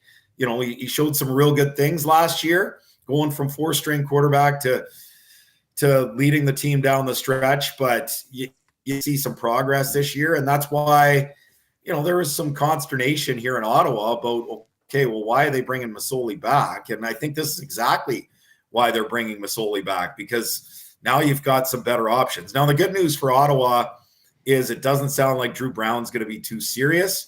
It could be just a 1-week thing that he misses, maybe 2 or 3, but they were real positive about just the prognosis after the leg injury. So that's exciting if you're an Ottawa fan. But, Jeremiah Masoli is the highest paid backup in the league. He's 10th highest paid quarterback in the CFL. And if he's ready to go, then I think this is why you bring him in for situations like this. He knows the offense, knows the offensive coordinator, and Tommy Condell with a lot of familiarity going back to their Hamilton days together. So we'll see. But I mean, honestly, it's so hard to gauge what we're going to get when you're talking about someone that's barely been on the field in the last 2 years. As always, buddy, it's good to catch up with you, man. Have fun with the game this week, and we'll have to talk about your travels again at some point. Anytime. Yeah, my pleasure. Take care, guys. There you go. That's AJ Jakubec. He's an absolute beauty. I don't think anybody in this country likes watching live sports more than AJ Jakubec. Yeah. 34 soccer games in 21 days. I couldn't do that. I know. I would not want to do that. It's crazy. What sport would I like to do that in? I can't even. I don't think there's a sport that intrigues me that much. Maybe F1. Yeah, but could you watch? It's tough because of the scheduling of F1. Yeah. So you always have a break. But I was like, could you watch like 15 F1 races in 10 days? Probably. Yeah, you probably could. I just did 14 hockey games in 6 days. So yeah, but that was work. That was different. I don't know. I think that might be a true statement. AJ Jakubec might watch more live sports than anybody. I don't know, but if I'm at the Olympics like that, I probably want to go watch all that stuff, though. Like you want to hit as much as you want. Like you don't want to sleep in a morning at the Olympics. You going to watch table tennis, and I'm just I'm going to have a coffee croissant and some table tennis. That's hilarious to me. Well, what did he say? He said he was there for the men's 100, the women's 100, 2 summer Macintosh races, the hammer throw kid. The quarterfinal basketball for Canada, South Sudan, and in the U.S. Yeah, Nadal, Djokovic. Yeah, he's like, I was thinking, well, what am I going to do? Kind of I'll just get a ticket for $58. Center court, Roland Garros, Nadal, Djokovic. That's crazy. Come on, that's great. Amazing stuff from AJ Jakubec this morning. Always a good time. $58 to go watch 2 goats. Granted, not in their prime anymore, but still. Not today. But you know what? I would still go watch those. Like, yeah, there's that level of, well, if I don't see them now, I'm never going to. You're never going to see them. Yeah, and that's you know what? Not a big tennis guy myself. Would have loved to sat there in person and watch those 2 guys go at it. I love the Wimbledon with the stars coming in, and they're just dressed to the nines. Yeah. I think that, the double-breasted. Don't care about tennis. Yeah. But right. It's just like Wimbledon. Yeah, Wimbledon. I'd love that. It's an event. Strawberries and cream, baby. You got to be there. It's interesting on the command center with AJ. We can get into the conversation right now. We can expand it a little bit in the second half of the second hour here. And it's almost like a review of reviews in sports. Like, how far do you want to take it? The face-off thing, the offside thing, does frustrate. He makes a good point. Like, we had one really bad miss, and now it's like it's always happening, and it's happening 45 seconds after a goal. Like, it's frustrating. And the command center thing in the Canadian Football League, I know what they're trying to do. They're trying to make sure they help get calls right, but I don't have a problem with the command center in the CFL will step in sometimes when something wasn't called and be like, well, actually, this was this. Yeah. And I'm like, No, that's not. No, Basically, what you're doing is just officiating the game from a booth. Yeah. What you should be doing is have the command center there, and if somebody challenges a play with one of their 2 challenges, then you go to the command center. Because that was, what was it, the chop block that was actually it was a chop block that sends them into the quarterback, and then they call quarterback. Yeah, and it wasn't called on the field, but the command center steps in and goes, no, roughing the passer. I'm like, well, what? It's frustrating for me. It would be like calling like looking at a goal and saying it's no goal, but there was a slash in front. Give this guy 2 minutes, right? Like or something. Yeah, you can't. And I think what did Cass say on 2 guys? Like I agree with him. Slow down goals, make sure that it is a goal or whatever. But anything else, the offside should be shown. There should be a limit of time to watch it, first of all, and a certain speed to watch it. I say you watch it at high speed. Yeah, and if you can't see it, then it's not offside. Yeah. Because watch linesmen. They don't, if it's close, they don't do anything anymore. They're not looking, like, they only call offsides if it's really, really, like if they're right there on top of it, or, it's blatantly offside. Other than that, we'll just review it later. There was a few of the Holinka last week where it was clearly offside. I was like, man, that was offside. In my mind, I'm like, so on the call, I'd be like, oh, close one. But I was like, come on, man, that was offside. Yeah. But when you can see it from there, that's. Would you say overall video review has been a good thing for sports? That's a good question. Like if I could tell you right now, you can make video review no longer exist, would you take it? Would you take the blue pill and eliminate that? It's tough being a goalie for those things that didn't cross the line and they said they were. But yeah, I think it would be better without it, to tell you the truth, because then everyone watches it and they miss the call and the fans get irate. Like, look at how much they slow down to see if it was a catch in the NFL. They have a guy waiting in a booth saying, well, was that a catch? Or, going through the rule book and everything. And it's almost too much. It prolongs the game too. I love your thoughts on this. If you're watching on YouTube right now, first of all, hammer the thumbs up for us. Give us a sub. But chime in. If you could just eliminate video review from all sports, would you do it? Or do you think there's enough benefit there that you're like, you know what? I'll stick with it. Coolbet Canada hotline of the day. You can go to coolbet.com right now and taking a look at it. We did roll with the Toronto Blue Jays yesterday, and they ended up winning. Wagner, great debut, 3 for 4, couple nice plays. Blue Jays win. -143 favorites. They're bigger favorites today against the Angels than they were yesterday. I know it's not a ton of great value, but how do we not ride with the Blue Jays for another day? Start the week 2-0. So Toronto Blue Jays -143. Blue Jays -143 will be your Coolbet Canada hotline of the day. We got some fun stuff going on. If you're listening on the podcast later on, or you're listening on TuneIn or iHeart or EvanstonSportsTalk.com live or watching on YouTube, we do have a poker series coming up next Tuesday night. Live poker at Coolbet. The Lock Shop Poker Series begins. Myself and Haas are both going to have a $100 bounty on our heads. So you can come in and eliminate it. It costs $30 to get into the tournament. And for more details, you can hop online at coolbet.com and click on poker. But it's going to be a lot of fun. We're going to stream our tables, and it should be pretty good. Try to get more of the EST crew into the tournament as well. You can come play some poker with us. That's next Tuesday night. I think the tournament's going to start like around 8 o'clock our time, 9 o'clock Winnipeg time. And Trev, you want to play? You play poker? He's got too busy looking at phone books. Yeah, absolutely. No, that's like one thing. Like I've always wanted. You never got into poker. My uncle is like he goes to Vegas like a lot, and he's done very well for himself. Actually, he's been in some tournaments in Vegas. He's won some tournaments in Vegas, and he just looks so cool. And just watching him like play, like growing up, he's like that's something I've always wanted to go to Vegas and just know what I'm doing and just have a cigar and be like, hit me. Like I actually know what I'm doing, but no, so that's definitely one thing. And I've got, I've always brought it up to my uncle. I'm like, you got to teach me. It hasn't quite, we haven't quite done that yet, but one day, next year, if we do this, then I'll be in it. Tommy's dad going to be, Well, Tommy mentioned yesterday, he might get his dad in it. Yeah. Anybody with our staff who wants to play. The Coolbet guys will give you a spot in the tourney and stuff, and you come on in. Rounders 2. Well, I'm going to eat Oreos during because I'm going to be streaming myself while I play the tournament. I'm going to just be crushing Oreos, but in milk. You know what my wife does? She crushes up Oreos, puts them in a glass of milk, and eats it with a spoon. Wow. It's gross. She's a weirdo.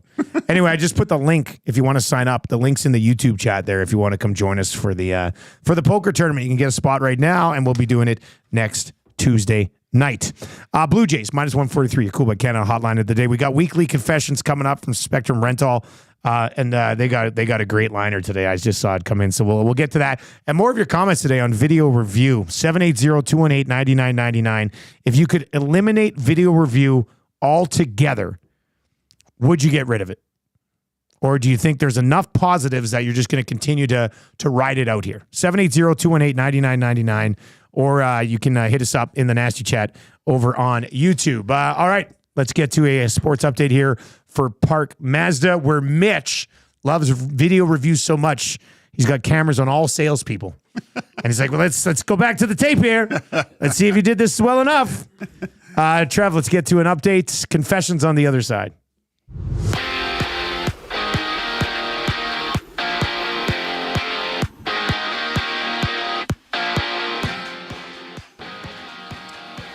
A great season has come to an end as the Riverhawks cacawed for the last time, falling on the road to the Bellingham Bells by the score of 5-1.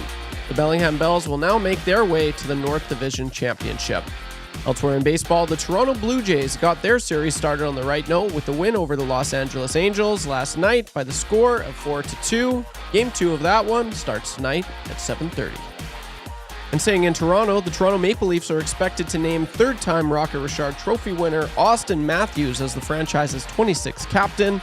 It's the first time an American will captain the Maple Leafs, and only the second time they have had a non-Canadian captain, the other being Matt Sundin. Brought to you by the great staff at Park Mazda and Mitch Lewicki. Mitch Lewicki loves phone books and gives one to every customer that purchases a vehicle.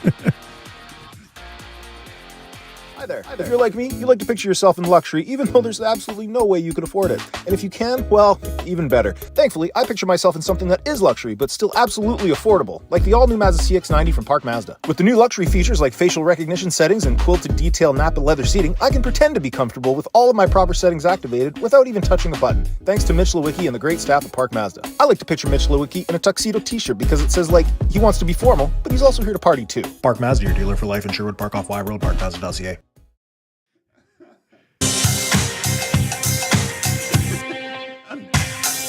What say you? Hey, nasty crew. We got the Nielson Show flu. Well, there's nothing we can do about it. What say you? Hey, nasty crew. My wife thinks I got better things to do, but there's nothing I can do about it. We're tuning in on TuneIn, we're listening online. We catch up with the podcast when we fall behind. We're texting in the nasty chat, what's on our mind. 780-218-9999. No more interference from corporate interest. Just Tuffy and Eric and all of the bad cats. Like Brzezinski and Noodles, Gager and Gager. Maybe it's but a Coolbet to make a little wager. We can't wait for the Monday mandate. Sharky's always on time, Tommy's always late. Would you like a cup of tea? Forget about the old place. Hey, we were number one in the text race.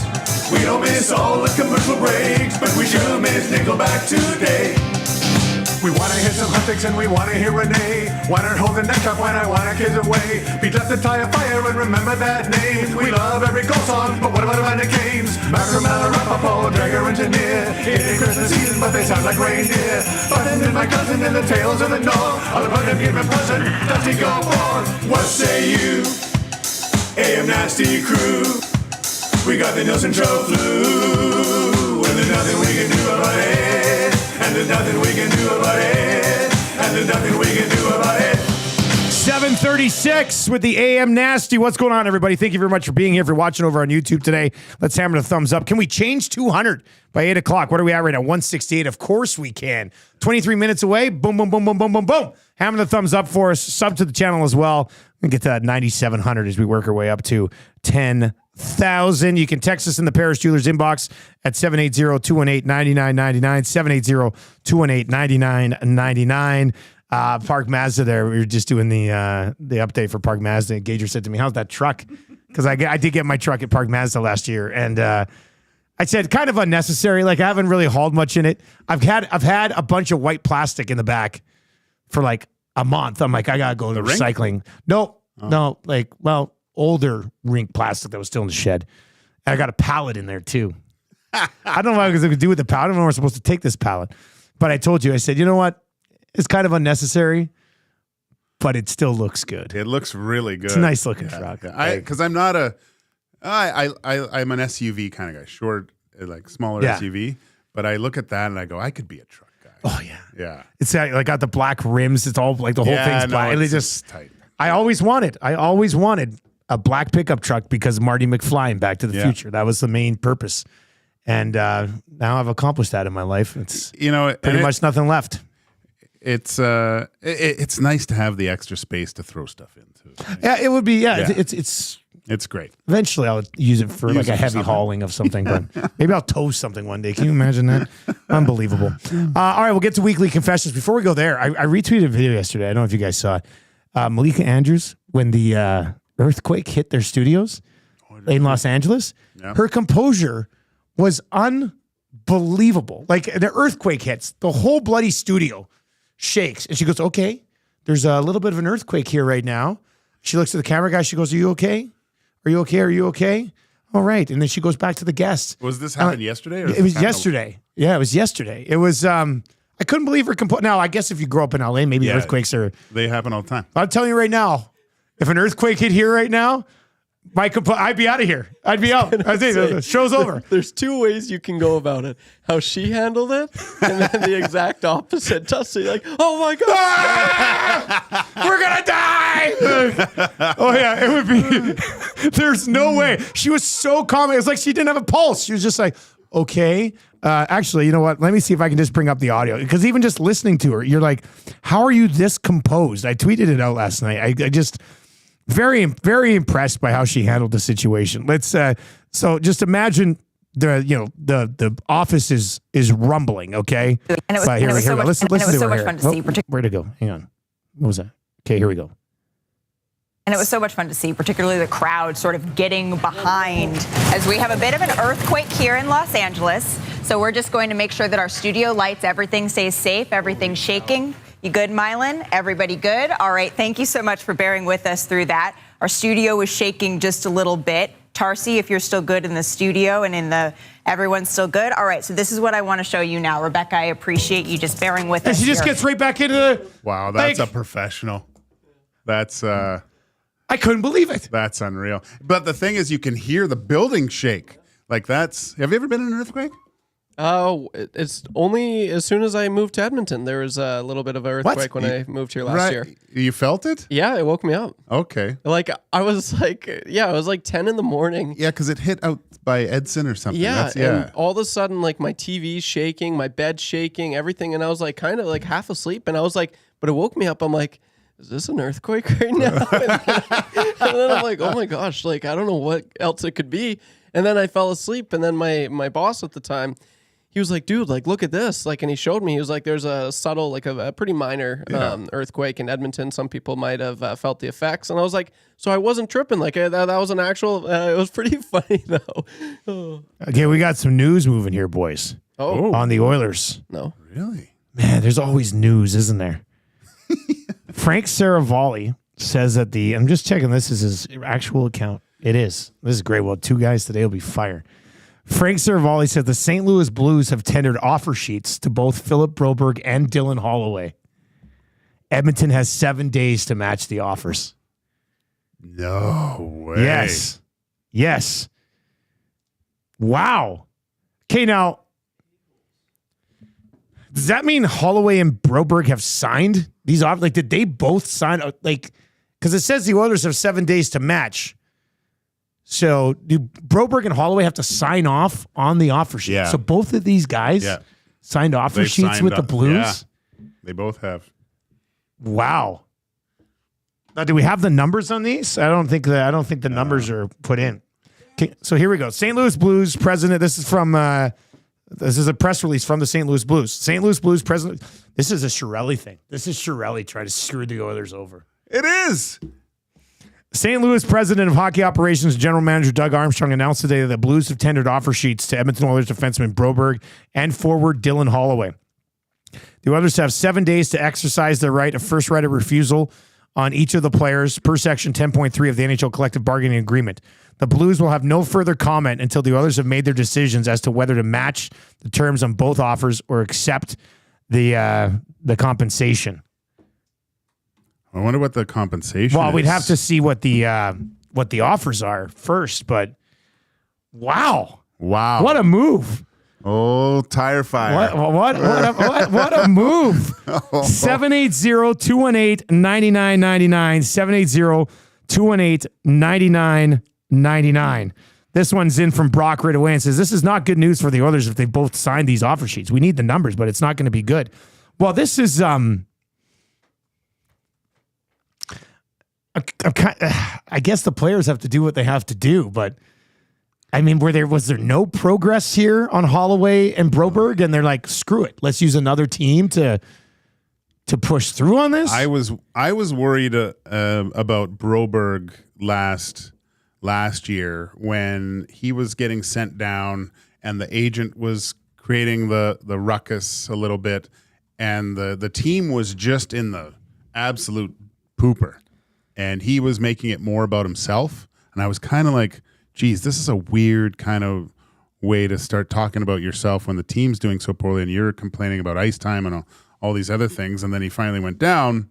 But yeah, I mean, that's surprising that these two guys would look at the two offer sheets and think that's maybe they're looking at the St. Louis Blues. I mean, I have to do a deep research into their lineup, but I mean, they're not close to winning, not even remotely close. And they've, if this is anything in the, like, what would the offers be? I'm trying to think, like, is this $2 million? I mean, I assume the Oilers just match and then somehow Evander Kane ends up on the LTIR, but let me bring up the compensation, RFA compensation right now. We can see what you'd be looking at here. I mean, I'd be very surprised if like these numbers are so much that the others are like, oh no, like are they offering Holloway like $3 or $4 million a year? Wouldn't it have to be like that or what is St. Louis's cap at? I'm bringing up the compensation sheet right now, and then we'll dive into that. Trev, where do you come out on this from the player's perspective? Like, it's interesting. I guess you got to try to get your payday, but I don't want this to come across the wrong way, but Dylan Holloway and Philip Broberg have done nothing to me that should get them a payday. They looked good in the playoffs briefly, but outside of that, there's nothing that makes me go, you should be entitled to a decent bump here. I mean, yeah, it's definitely very interesting. I've always, and it's so tough to say because obviously I've never been in a position and what those guys are thinking, but just from being outside, I've always just thought like you want to win. You want to win. That's why you play. Yeah, the money, obviously that helps, and they're looking for the future. But if you're a hockey fan, when you're a kid, you play hockey for hockey, and what you love about it is to win. And so I'm surprised by this. I'd certainly hope that they know what's, obviously they know what Edmonton's doing and what they're capable of. So if it was me, I'd be like, no, I want to win with this organization, with the team that drafted me. Kind of taken surprise here. But as we've seen with Jesper Kotkaniemi, sometimes this doesn't work, and it actually it can hinder your team quite a bit. So I'm curious to see what the numbers will be.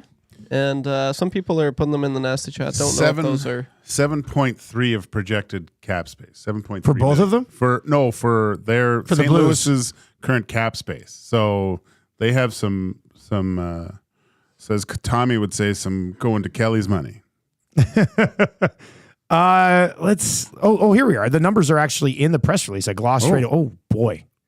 I don't like that. The St. Louis Blues offered Broberg a 2-year contract at $4.5 million per year. The maximum offer that would require just a second-round pick as compensation. Oh my! Well, see, that's why it's enticing. I guess. Yeah. Dylan Holloway, a 2-year contract at $2.2 million, and that would require a 3rd-round pick as compensation. That's it. I guess they're off to St. Louis. Well, they could keep Holloway. I don't know how you pay Philip Broberg I don't know how the Oilers are going to pay Philip Broberg 4.5 mil. They can't. I mean, you have to trade Ceci immediately somehow. Yeah. And are you going to be able to dump Ceci? You have to trade. There's a way here. If you were to trade Ceci and put Kane on the LTIR, you can get this done. Right? Yeah. Right? That's what it would have to be. That's what it would have to be. I'm sorry I glossed over. I got to the compensation. I was like, well, there's no way the Blues are going to actually have the numbers in the release because usually that has to come out from an insider or something. But 4.580917 per year, which is the maximum offer that would only require a 2nd-round draft pick. How many offer sheets have there been in the last 10 years? The last one, I did this. We went over this on Two Guys, I think. The last one was the whole Aho, Kakaniemi back and forth between the Habs and Hurricanes. Prior to that, I think you have to go back off the top of my head to Ryan O'Reilly. Am I thinking Ryan O'Reilly right? Like 10 years ago? Was it Ryan O'Reilly? Let me see. For some reason, no, it was somebody else 10 years ago. List of offer sheets in the NHL. We'll look this up here quickly. But yeah, the last two were the Kakaniemi and Sebastian Aho. Prior to, Ryan O'Reilly, 2013. And then the year before, Shea Weber signed the offer sheet as well. 780-218-9999, 780-218-9999. RSO Cody's in and says, I think offer sheets are just an offer for now, and they can choose to sign if Edmonton doesn't match. This one is in and says, this text is in and says, F St. Louis, all-time loser franchise with Buffalo and Vancouver. Library Pat is in and says, Oilers will have to choose which player to keep. That's a ballsy move from the Blues. I hate it, but I do respect them for shooting their shot. I would think you match on Holloway and let Broberg walk? Take the 2nd-round pick at 4.5 mil? I mean, he did it. This is how Broberg looked in the playoffs. Like, how do you not want that player, right? Well, I still wanted to see how he played throughout the regular season now. Yeah. But he did. I mean, at the most crucial part of the season, he looked really, really good. Obviously, he looked good in the American League too. Everyone is saying how he was really dominant. He put himself in this position. I don't see how the Oilers can afford him anymore, Dusty. If he's signed 4.5, he doesn't get that if he stays here. Like if this did, there's no way the Oilers would. So I get it. Especially when Evan Bouchard this upcoming season will be his AAV is 3.9. So you're giving a guy that has played very little in the NHL, albeit he did look okay, but he didn't put up numbers. No. Evan Bouchard was doing. So then there's controversy going forward for Evan Bouchard, with his next negotiation. He's like, well, I'm way better. Look at my track record, right? So I think you have to bite the bullet on this one, and that is really too bad because I've been high on this guy. Broberg expectations, we've talked about it a little bit. We've hinted at it all. Yeah, no one brought up signing an offer sheet. Yeah. Thunder. That's Thunder, Dusty. It's not it's not an earthquake, Dusty. Oh my God! I told you I could not. Oh my God! I told you I could not. Just thought we were gonna die. What are the odds that happens right after we were talking about the earthquake thing? I heard thunder. Did you see the fear in my eyes? I was like, well, it's not an earthquake, man. That's thunder. The calming voice of Trev over there. Dusty, it's thunder. It's thunder. Yeah, thanks, Joe. That's good. I was ready to full blown panic there. My God. All right, so that was just thunder. But still weird seeing thunder in the morning. Yeah. Hope it didn't wake the kids up. My wife will be pissed.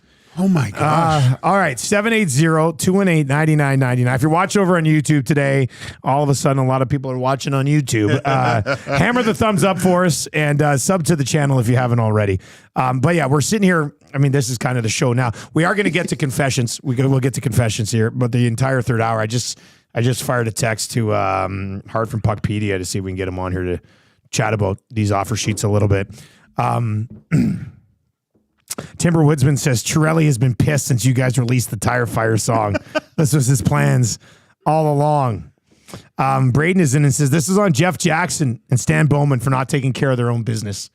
I mean, find a way to get these things done, and this just doesn't happen.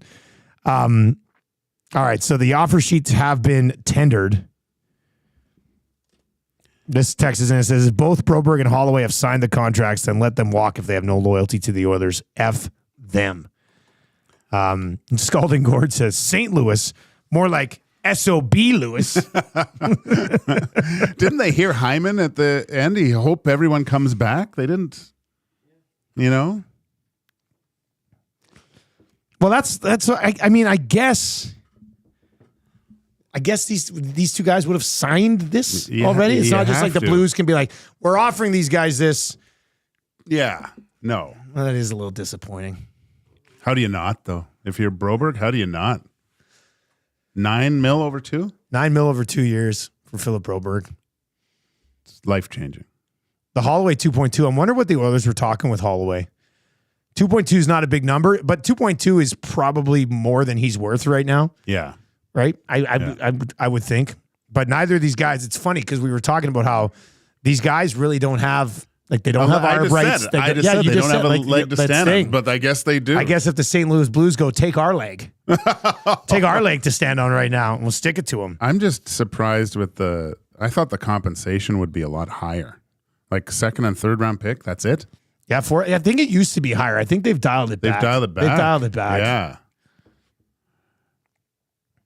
I mean, interesting to see a team finally start using this tool in the toolbox to improve their team. Yeah. And the St. Louis Blues, look, they've got over $7 million in projected cap space going into next year. So they have the ability to build their team with young talent against teams that are right up against the cap. And, Stan Bowman comes in, this is what he was supposed to do, right? If they didn't see this coming, that's a mistake on the organization. Amishman 19 says they probably got 4 and 2 times the money that they would have got with the Oilers. This one's in and says, "You guys, you can't let them walk. Broberg is the future." So someone there's that someone thunder doesn't think so, Dusty. Somebody said the hockey gods are mad right now. Yeah. This is offer sheet thunder. That's what this is. Hey, let's get to confessions. We'll continue with this conversation, obviously, basically the entire day here on Edmonton Sports Talk today, because this is pretty rare. Weekly confessions are brought to you by Spectrum Rental. Let me grab they had a great fantasy football text. I'm sure the crew over at Spectrum Rental's firing up a new confession right now after these offer sheets, but this is a good one. Confessions are brought to you by Spectrum Rental, where they confess to slacking on their fantasy football prep. If Bruce is going to win the 6th championship in 11 years in the Exceptional Morality League, he'll need to step it up. Rent a mini track loader and finish your landscaping projects. That's the best humble brag of all time. He's looking for his 6th title in 11 years. He needs to step up. Those guys are great. They just re-signed for another year here with Edmonton Sports Talk, and they also offered to come over and help me put a basketball hoop into the ground at my house. Really? My neighbor just did that. They put it right in? Well, he was like clearing out he was digging down. Yeah. And then he put a pad in and put the hoop right in. That's what I want to do. Yeah. No, it looks good. Of course it does. Yeah, it looks really good. That's what I want to do, man. And it's not the foldy one with the water base. No, this is a true. That's what I had growing up, and I was like, that's what my children will have when they grow up too. The same thing. So anyway, that's so good that people are at Spectrum Rental. He's like, "We'll come over and help you do it." I was like, "My God!" I said, "It's probably a spring project now because I got to take out 4 shrubs to make it happen." But I I'm excited for that. Why don't you just build the rink in the backyard too, and just do it all in one? Just leave it all like a lay down pad there too. That solved the whole lawnmower thing. Like our good buddy David Bunting. But Damon Bunting. Yeah. Bunting, look at. Well, Bunting's backyard has a full hoop in it. It's ridiculous. That's unreal. Okay, here's my confession. I told you guys I went to 2 movies last Thursday, back to back. This actually is a confession that makes me sad. And if you have confessions, you can text them. My confession is I think I'm done with movie popcorn. And it's like I got like a medium. Ate like the top quarter of it and was just like, that's enough. I don't know if movie popcorn has changed in the last 10 years. I used to love movie popcorn. Tam and I used to order movie popcorn from the theater when we were watching movies at home, or I'd drive out and get it and bring it back home. And I don't know what it is, man, but I'm off the movie popcorn right now. Really? I never thought I'd say that my entire life. Didn't you used to get it skipped? Yes, we skipped it. I skipped it one time from a theater across town by accident, and they still brought it to the house. I don't know. I didn't even bring the leftovers home. Wow. You know, usually you finish popcorn, and then you're like, oh, I have a bag left. I'll take it home. I was like, I'm done with this. You can keep this popcorn. Wow. I don't know. It's I don't know if I'm maturing or Trevor, are you a big movie popcorn guy? The biggest. Really? I love my popcorn. But the last movie, well, it was like a week ago when I went to Deadpool and Wolverine. I kind of was struggling through it. It was way too salty. Okay. And I maybe got like halfway done. And Where'd you go? I put her down. I was at the mall. Where'd you go? Were you Landmark or Cineplex up north? Cineplex. Oh, okay. 137th? I have no idea. Like on your way to St. Albert. Yeah, 137th. Oh, okay. The big one there. Yeah. Okay. It was just salty popcorn, and it made me. So salty. maybe it's and I love salt. In fact, I'm supposed to have less, but I don't know what it was. It was just maybe you guys got to come down to Windermere because also Cineplex though. Yeah, but it's good. It's a VIP area. Yeah, but maybe that's where all the good popcorn is. Maybe it is. I don't know, but that's. I was very sad. I walked out of the theater. I was like, I didn't even bring the popcorn home. I watched 2 movies. I didn't even finish half a bag. And I used to absolutely love it. And that's my confession today. Now I'll still order it because you're going to always order popcorn at the movies, but yeah, I'll order a small now. I'll have like a kid's. I'll order a kid's pack. It's ridiculous. That's my confession today. My confession is the same theme, Dusty. I was upset with you when you said you went to 2 movies and you enjoyed Twisters more than Deadpool Wolverine, because I was hoping you were going to be the deciding vote, because Trev didn't like it. Trev said he wasn't a fan. And you loved it? I loved it. My deciding vote's going to be a little bit lame, but I'm going to side with Gager. I loved it more than I didn't like it, but it did left me wanting more because I thought they were going to set up where the universe was heading. But then I realized I don't think you can set up where the universe is heading with that movie, because I don't think Deadpool can be in other movies. Did you watch the boys? He's too vulgar. I listened to it. Yeah. That's what they said. Yeah, like I don't think you can have Deadpool in other movies. Like you can't go watch a Captain America movie and have Deadpool dropping 100 F-bombs. Yeah. Like I don't think you can do it. I enjoyed the movie for what it was. Wolverine was awesome. It's exactly what you expected, like from a joke perspective from that movie. But the storyline I thought was, but I still really liked it. So I'd have to cast a vote on Gager's side. Sorry, Trev, but why did you not like it? So I just was expecting, like I told Gager, I went into this movie with huge expectations, which I got to start not doing, because I always, more times than not, I'm just a little disappointed in movies. And I said this, I think it was a fun movie. I had a lot of fun in it, but that doesn't necessarily mean it was a good movie. I thought the storyline was meh. There's a lot of fun parts. I was like, oh snap. But like afterwards, it was just the storyline just didn't do it for me. There were those, cool reveals. I don't want to spoil a little too much, but those were sick. And that's what did it for me. That's what I'll remember this movie by. But aside from that, I just the storyline, it's just someone saves the day. It's just kind of been there, done that before. And there were cool moments though. I'll say Trev that. only gives it 2 phone books out of 5. Yeah, there we go. 780-218-9999. I love the people over in the nasty chat who are like, talk about the offer sheets. Talk about the offer. We just spent 15 minutes on the offer sheets, and we're going to spend the entire third hour here on the offer sheets. Calm down. We have to get to confession for Spectrum Rental. Okay, guess what? We also have to play Kind of Easy Trivia. We're going to get to that coming up. If you want a gift certificate from Mr. Mike's Steakhouse Casual, shout out to Norman at Combine. Birthday dinner last night at Mr. Mike's. Yeah? He said they had a round of classic Mike burgers for the crew. Wow, except for his wife, Sticky Rice. She got something else. Norm was slinging dogs at the park, I saw this weekend, too, doing his best Gage impersonation. He was. I saw that too. So, look, if you want to go to Mr. Mike's, we got a gift certificate to Mr. Mike's right now. Who wants to play Kind of Easy Trivia today? 780-218-9999. 780-218-9999. That is 780-218-9999. Let YouTube Trev know that you'd like to play Kind of Easy Trivia this morning in the inbox. He'll pick one of you. We'll go there coming up just after 8 o'clock this morning. 3 questions too many on the way as well. And yes, huge news for the Edmonton Oilers today, as Philip Broberg and Dylan Holloway have been tendered offer sheets from the St. Louis Blues. Broberg at $4.5 million, Holloway at $2.2 million. And how can the Oilers make this work? And do they have a plan to make it work? Were they worried that it might happen? Pete left a tire fire on the other side of this update as well. We'll definitely get into that. But if you want to play Kind of Easy Trivia, 780-218-9999. And hey, if you're looking for a job, Claiborne Services is hiring right now. Their crew are AM nasties like you. All right, Trev's got more on that coming up with the update. Broberg, Holloway offer sheets. What do you do here? You only get a second for Broberg. You only get a third for Holloway. Trade CC, put Kane on the LTIR. I think you can get it done. But can they do that? And they only have 7 days. This is going to be, this is going to be interesting. Very interesting. All right, Trev, let's get to this update. We got trivia on the other side.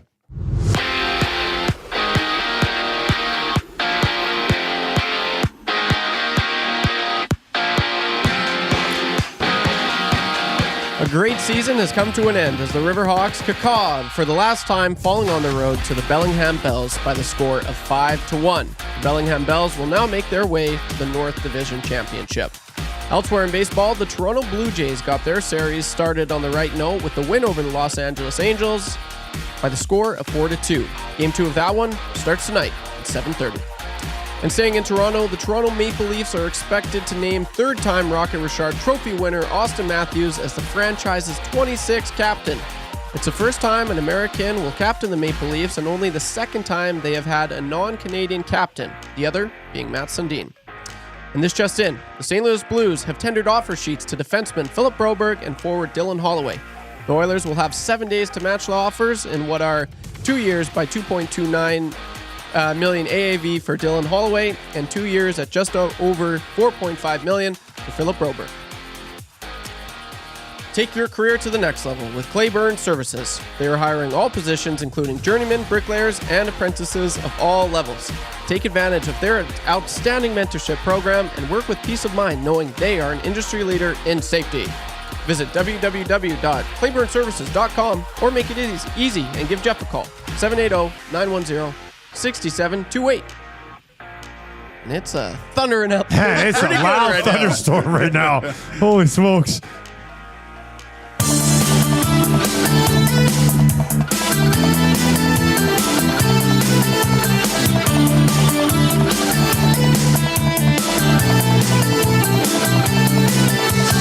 Everly and Taylor Hall, he came in and moved them all. 1 for 1, the deal's done. Bobby Mack let us know. Ryan Strome, he lost it twice. Drake from Manning was not nice. 2 good picks, they went for Griff. Pete just had to go.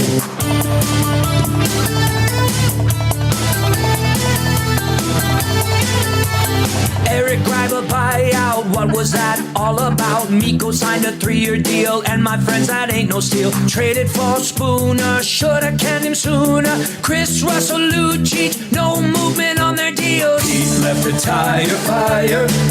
Bobby Nix is searching for the perfect person. Pete left the tire fire. Now it's tough to do well when you're stuck in cap hell.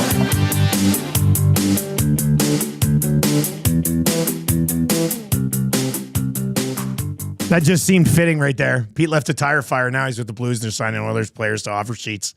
Philip Broberg, $4.5 million for 2 years on an offer sheet. Dylan Holloway, $2.25. What say you? How do you handle this situation? If you can't put Evander Kane on the LTR, there's no way you can keep these guys. That's the thing. You're already over the cap. If Evander Kane won't go on the LTIR, you're losing Broberg and Holloway. It's that simple. Yeah. That's the only path you have to trying to make it work. You're also going to have to probably move Cody Ceci somehow. And you're probably going to have to give up a ton of pick capital to have somebody take Ceci off your hands if you're going to get that done. Now, with that being said, if you have a path here for the Oilers to keep these guys, and we just heard about it, I haven't had time to sit down and break a bunch of numbers. But if you have a path or you've seen a path for them to keep these guys, let us know. 780-218-9999, 780-218-9999. If you're watching over on YouTube today, sub to the channel, hammer the thumbs up, hit us up in the comments section. We're going to do kind of easy trivia here right away from Mr. Mike's. We get to 3 questions too many, and the rest of the show's on these offer sheets, obviously. This storm is something major right now. The holy smokes. Yeah, it's loud out there. It's firing me. It scared me a little bit when we first heard it because I thought we were having the earthquake like in LA yesterday, right after we talked about the earthquake story. But what are you going to do? Trev's getting somebody to play kind of easy trivia right now. We will go there. The Nielson Show is brought to you by Southford Chevrolet. They've got that employee pricing once again locked and loaded here. Save up to $12,000 on the new Tahoe or Suburban, and up to $14,000 on the Silverado 1500s and heavy duties. Your go-to dealership for Silverado 1500s and heavy duties. Visit their website, www.southfordchev.com. It's been a shorter drive than you think to get to Southford Chev for the last 40 years. So go take that as well. Shane in a vac truck is in and says the lightning is crazy as well. So I was driving into work this morning, and I thought I saw some lightning west of the city. Really? And I was like, the lightning? First thing this morning? Like, I don't know. I guess storms can hit at any time, but it's really weird seeing the morning storm. I don't know. Stacy Brotzel told me this wasn't going to happen until this afternoon, this morning. Really? Yeah, that's what... Well, love Brotzel, but she's obviously a huge liar. All right, Josh Clausen, let us know what's happening here. Claus will get us. Claus, fill us in. Who's playing kind of easy trivia today? We've got Vaughn. Vaughn's going to give it a go. All right. And do we know if the phone line is actually working? I guess we're going to find out. Didn't Maddie say he fixed it yesterday? Yeah, so you just got to troubleshoot it. Sometimes it just doesn't work. So we'll see. And if it doesn't, I'm going to quickly reconnect. All right. Well, let's try to bring in Vontae. He's going to play for Mr. Mike's Steakhouse Casual. Al, yeah, we got him. 7 Mr. Mike's burgers for Norman at Combine yesterday. Not for him. Had the crew. They took down 7 classic Mike's. Love it. Jealous. It's in the Hampton Inn on the corner of 137th Ave and Mark Messier Trail. They got the 6 o'clocker lager in the house. Absolutely terrific crew over at Mr. Mike's. All right, let's go to Vaughn. Vaughn, good morning. You ready to play? Yes, sir. All right, I'll start the ticker after I read the first question. Good luck, man. Here we go.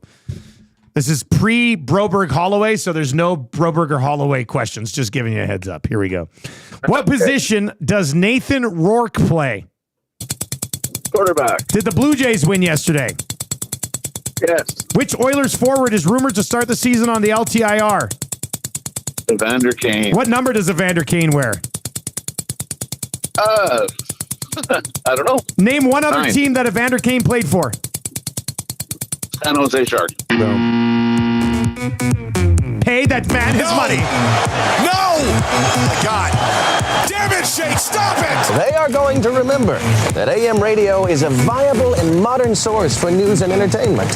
Totally. People don't listen to AM like they used to. Seems like it's more about FM and color TV. That's stupid. It sure is, Kevin. I'm stoked. You stoked? I'm stoked. Just so stoked. You cannot come to my house. No, not today. Cannot come to my house. No, not today.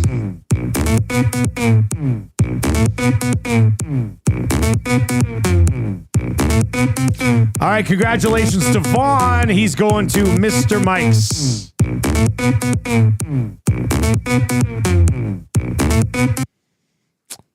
780-218-9999 is where you can chime in this morning. If you are just joining us, some news this morning. The St. Louis Blues have tendered offer sheets to Philip Broberg and Dylan Holloway. The Oilers find themselves in a little bit of cap hell right now. $4.5 million for Broberg on a 2-year deal. That's not 2 years total 4.5. It's 4.5 per year. Yeah. For 2 years. Dylan Holloway, 2.2. So interesting to see how the Edmonton Oilers are going to handle this. We'll get to it coming up. Your reaction, 780-218-9999, 780-218-9999.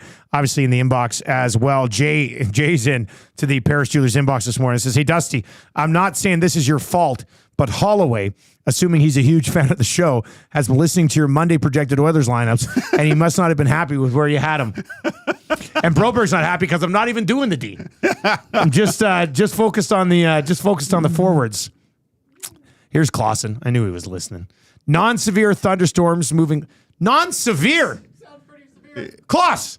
I'm peeing my pants here. It's shaking the building. Non-severe. You're the weather guy. Non-severe thunderstorms slowly moving from southwest to northeast, mainly over West Edmonton now, sliding further northeast later this morning. Could see some pockets of small hail, but most areas just rain and lightning. Clearing and 27 this afternoon. With a slight risk of another shower or thunderstorm later this afternoon. Well, it looks like my plans to barbecue are out the window. So I might go out to the ranch and shoot low. Nice soft green. Soft green, nice. That's a good idea. Looks like the family's ordering Mr. Mike's again. That's okay. All right, let's get into 3 questions too many today for the great staff at Park Mazda, where Mitch is currently hiding under his desk. Hey guys, is Mitch in today? Yeah, he was here somewhere. I don't know where he is. You go in his office. He's hiding under the desk like a puppy. Oh, good. Seriously though, if I wasn't on the air right now, I'd be hiding under a desk too. Or I'd be out there trying to go full Forrest Gump or Lieutenant Dan. Remember, I'd be on the top of, come on, this is all you got. Let's do it. All right. You have a Twitter account, Trev? How's the push going to 1,000 here? What are we at? I think I got 5 new followers yesterday. Boom. And I'm looking to add 5 more. So if you want to give me a follow, YouTube_Trev. All right, there we go. YouTube_Trev. Gager, what are you at? Joaquin Gage 31 on the old X machine. Boom. Yeah. Fire him a follow as well. Let's do it. I'm still at Nielson TSN 1260. How much are you? What are you at on? I'm almost at 50K. Yeah, that's pretty. Yeah, I mean, I decent. could have done like some others in the market have done and purchased a bunch of Twitter followers, but decided to grow this thing. So yeah, I'm almost at 50,000. I'm at 4,400. So pretty That's decent. not bad. That's not bad at all. Yeah. I mean, I got a big 1260 bump that back in the day. Yeah. That helped, but Definitely. Yeah, once I got into 4K, I getting to that 5K is tough. The whole thing's a mess now. Every time I go on, it takes me to the For You app and not the following part of it. And I'm like, man, I don't need to know that guy's interviewing Trump. Like, I'd rather just get battles on who's the GOAT in the NBA. I got sucked into it. Yeah. Did you? Yeah, I listened to it. I clicked on it once too. I did. I clicked on it once too. Who's that one comedian? I immediately stopped listening. I listened. But the one comedian that does Trump now, that Shane Gillis. He actually does a pretty good Trump. He does a really good Trump, and he's just so full of it. Like, he just talks in circles. And Elon trying to sound like uber intelligent too. Yeah. It was funny, and then I go, okay, turn off. I mean, if I owned my own platform, I'd probably do whatever I wanted on it too. But come on. Yeah. All right, Trev, what were you going to say? We're changing 200. We got to hit that. But what else? What else are you up to there? What else is going on? You look like you got like a hot take or something. Oh, no, I was just going to say Beautiful Dogs, Shane Gillis. It's his comedy special on Netflix. Definitely give it a listen. Yeah. You'll I watched that new show he does too, Trump. Tires. Oh, is it good? It's on. Is it on Netflix? Yeah, I know it's on one of the. It's good. It was the one night all year I get to spend with my parents alone. Right, the night before my golf trip, I go back to Cranbrook, spend the night with my parents. We watched the entire first season. Oh wow! It's like 25-minute episodes. There's 6 or 8 of them, so we crushed through it. It's a pretty funny show. Watch the Brothers Grimsby with your parents. That'd be fun. Yeah. All right, let's get into 3 questions too many here for Park Mazda. Question number 1. I mean, you got to go to the offer sheets here. There's a ton of questions coming in. I got a couple other questions that we'll get to here as well. But question number 1 today, Gager, is how much does this hurt the relationship of Holloway and Broberg with the Edmonton Oilers, no matter what happens? I don't think it does at all, even if they manage to keep these guys on the team. If you were to put anyone in that situation where, I mean, looking at it, we're from the end of the season, these guys are getting a pay raise of a couple $100,000, not multiple millions of dollars. So I don't think it hurts at all. But I do think that this doesn't start the Stan Bowman era off on the right foot. He was here weeks ago to arguably, this is what we thought he was coming in to do, was get all this done, get the cap situation figured out. And this is a missed opportunity. It's the first blemish in his tenure as Edmonton Oilers general manager. Heather chimes in over on Twitter this morning and says, yeah, guys, the Oilers could match on both of them, as they can be 10% over the cap in the offseason, right? So you could match them both, but then, yep. I mean, if you, but what are you supposed to do when the season starts if you can't figure it out before then? Yeah. But she also goes on to add, they likely have Kane's LTIR buffer, but if I was going to let one go, it would be Holloway. Sean says, you match Broberg all day. That'll actually be a value contract in 2 seasons. Holloway might be a different story. Guys, I'm paying Broberg, and I'm telling Matt Savoy he's an Edmonton Oiler. Yeah, so people are saying you suck it up and somehow pay for Broberg. And if he goes to St. Louis and becomes Jay Bowmeister or what, like that hurts, right? You can't. Does he have that? I'd be a little surprised if he becomes J-Bo. Well, I'm just get like skating comparisons and stuff like that. But well, then you have nobody to blame but yourself. Yeah, I don't feel sorry here for the Edmonton Oilers. No, at all in any way. You need to properly manage your cap. The St. Louis Blues have found a way to take advantage of you because you're in such a horrible cap spot. Now you're the Oilers. You have 7 days to figure out, okay, can we get both of these guys at these numbers and make it work so that they can play on opening night? If it involves Kane on the LTIR and some sort of Cody Ceci trade or some other way to make that happen, then you just have to get that done. Like, if you know that Kane's going to be on the LTIR come the beginning of the season, then but now you're sitting there and Evander Kane's already kind of being like, oh, I don't. Yeah. Surprise. Really screw the Oilers over being like, you know what? I'm going to rehab it and I'm going to be there for training camp. Yeah. They have to find this out. If it's, with your sources, if it's wishy-washy and they can't get a straight answer out of Evander Kane, poor team management or wanting to be part of something special on Evander Kane's side of things. If he's still on the fence, like if he hasn't given them a full answer yet, they're going to need one now because this is. Well, they have to. You have to plan. Yeah. For how the hell you're going to be under the cap to start the season. I mean, I thought what have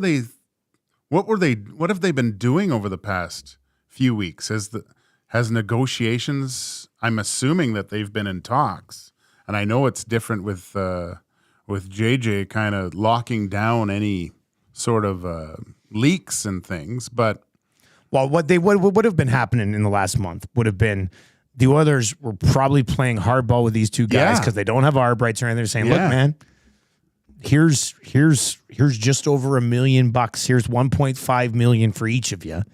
Because that's all we can afford, and what are you going to do? Mm-hmm. And then their agent goes, here's what we're going to do. We're going to go to old Tire Fire over there in St. Louis, and he's convinced Doug Armstrong to sign these guys to these big deals. So manage the cap better. I manage your cap better. Yeah, I do think that the Holloway, if you're going to lose one, I do have to agree. It was with Heather. Yeah, she said lose Holloway. Lose Holloway because you've put in a lot of time and work with Broberg, and it seems to finally be bearing a fruit with his progress. And those types of defensemen, they don't come around a lot. Like at his age, being a stalwart on the back end for years to come, being able to play that many minutes, and they don't have anyone in the system that's kind of like a long game. Question number 2. This continues to tie into it. This one just came in at 780-218-9999. $99.99. Guys, do you think the Blues are only planning on getting one of these two guys? And based on the numbers, which one do you think they're trying to get more? Well, I just looking at their lineup. They're kind of old on the back end, and this puts some youth back on their back end.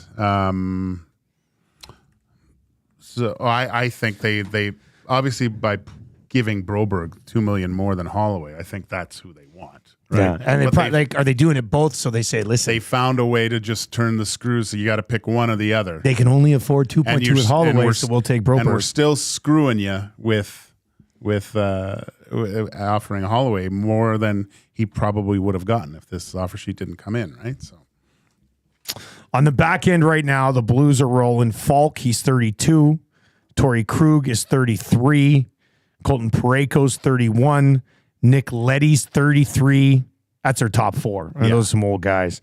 They signed Ryan Suter this year. I totally forgot that. Yeah. They've got Pierre-Olivier Joseph, who's 25, and Perunovic, who's 1.15.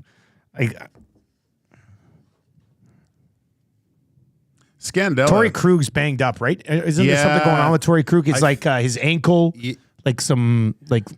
That's what I was looking at. Yeah, because their injuries is him and Jake Neighbors, but I thought Torrey Krug was kind of done. Torrey Krug has something. Yeah, because I'm looking at their blue line. I'm going, well, you're paying Broberg $4.5 million. Where are you going to play him? But I'm pretty sure. Let's see here. Torrey Krug had something going on with his ankle, I thought, that was going to possibly keep him out. I can't remember. I thought it was really serious. So it was the career-ending, or not, a season-ending surgery that he had to have. Marco Scandella is available.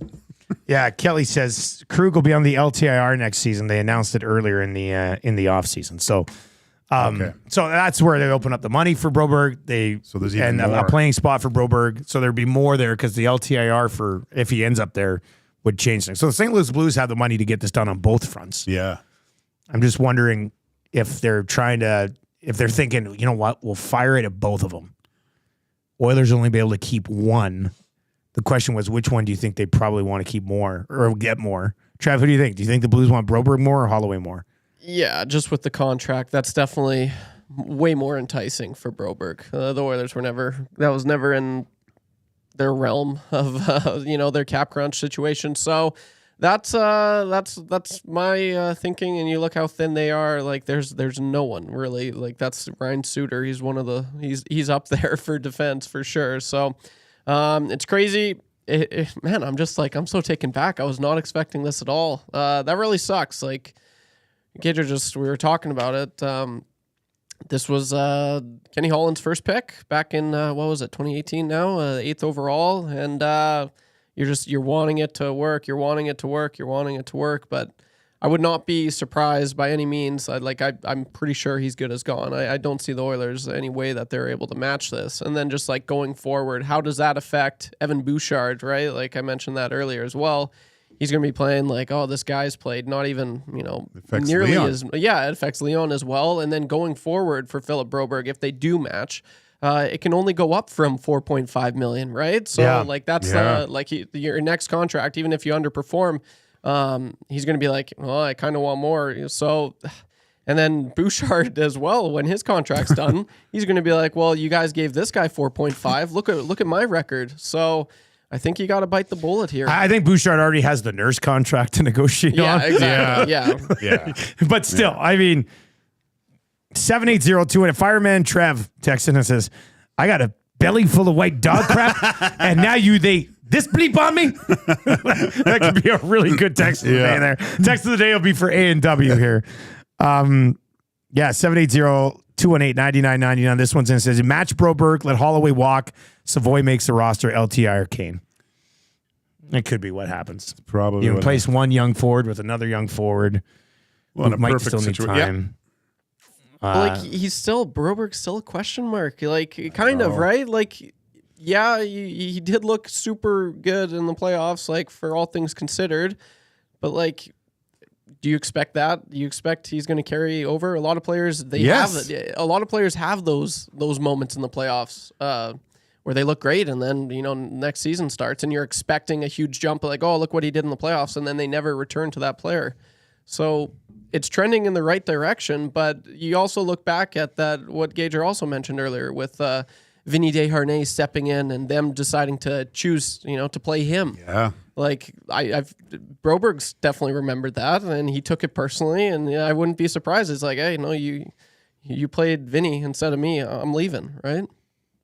This one's in. It says trade Draisaitl for draft picks, and you've got the cap space. Let's stop now. Just stop it. Come on, just stop it. But lots of good text messages continue to trickle in on this. Let's get to question number 3. We were talking about how Elks ownership changes probably coming at some point this week. This question came in earlier today. It says, if you guys bought the Elks, would you change the name back? No. It's I think it's too polarizing that doing that. I don't know. Personally, I wouldn't. With that being said, whoever buys them, I guess, could do whatever the heck they want with the organization. I think you would win. This is an interesting conversation. First of all, is there a happy middle ground where they're just known as the Edmonton Esks? And everybody refers to them as the Esks all the time anyway. Yeah. Could they just be, hey, man, like Calgary Stampeders versus Edmonton Esks? Yeah. Like, is that something where everybody's kind of happy when it's all said and done? I do think with the name, like we still see name out. Wait, the whole name conversation to me is partially a waste of time because a lot of people would be in and be like, well, they lost yesterday because of the name. I'm like, no, you're just being an idiot. They didn't lose a football game ever because of the name of the team. But I'm very interested to see what the conversation would be. Let's say whoever owns the team is like, it's my team, probably didn't pay much for them. But they're sitting there going, it's my team. I'm going to do whatever I want with it. I'm going to change the name back to Eskimos. If they were to do that, I'm wondering if it wins more people over than angers at this point. You know what I mean? Like it's because it's going the other way. I don't know. I think there could be a happy middle ground where they become the Edmonton Esks, but I don't know. We'll have to see.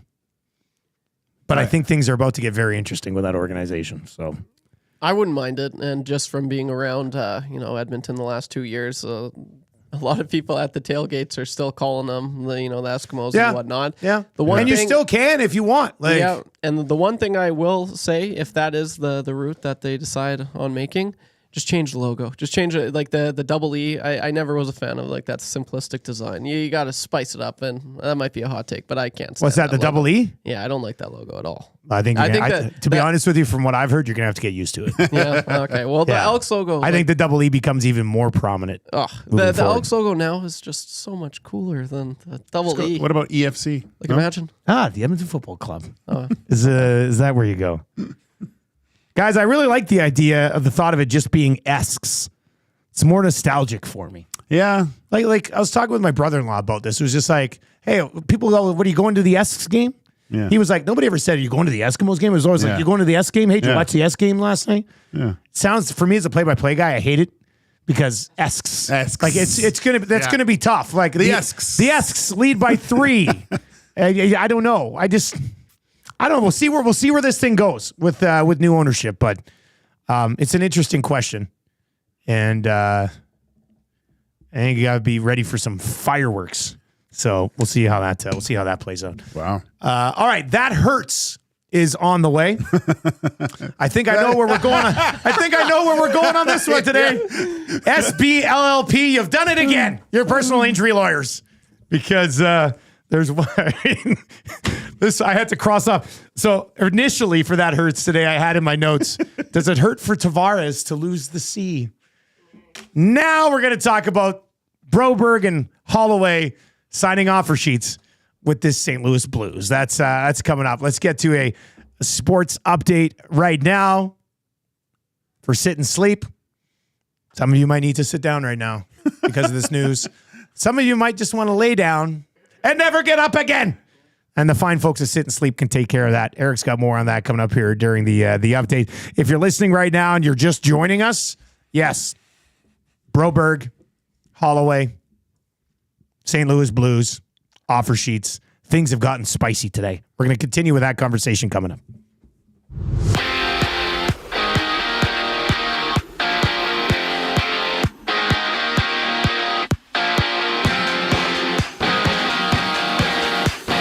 A great season has come to an end as the Riverhawks cacawed for the last time, falling on the road to the Bellingham Bells by the score of 5-1. The Bellingham Bells will now make their way to the North Division Championship. Elsewhere in baseball, the Toronto Blue Jays got their series started on the right note with the win over the Los Angeles Angels last night by the score of 4-2.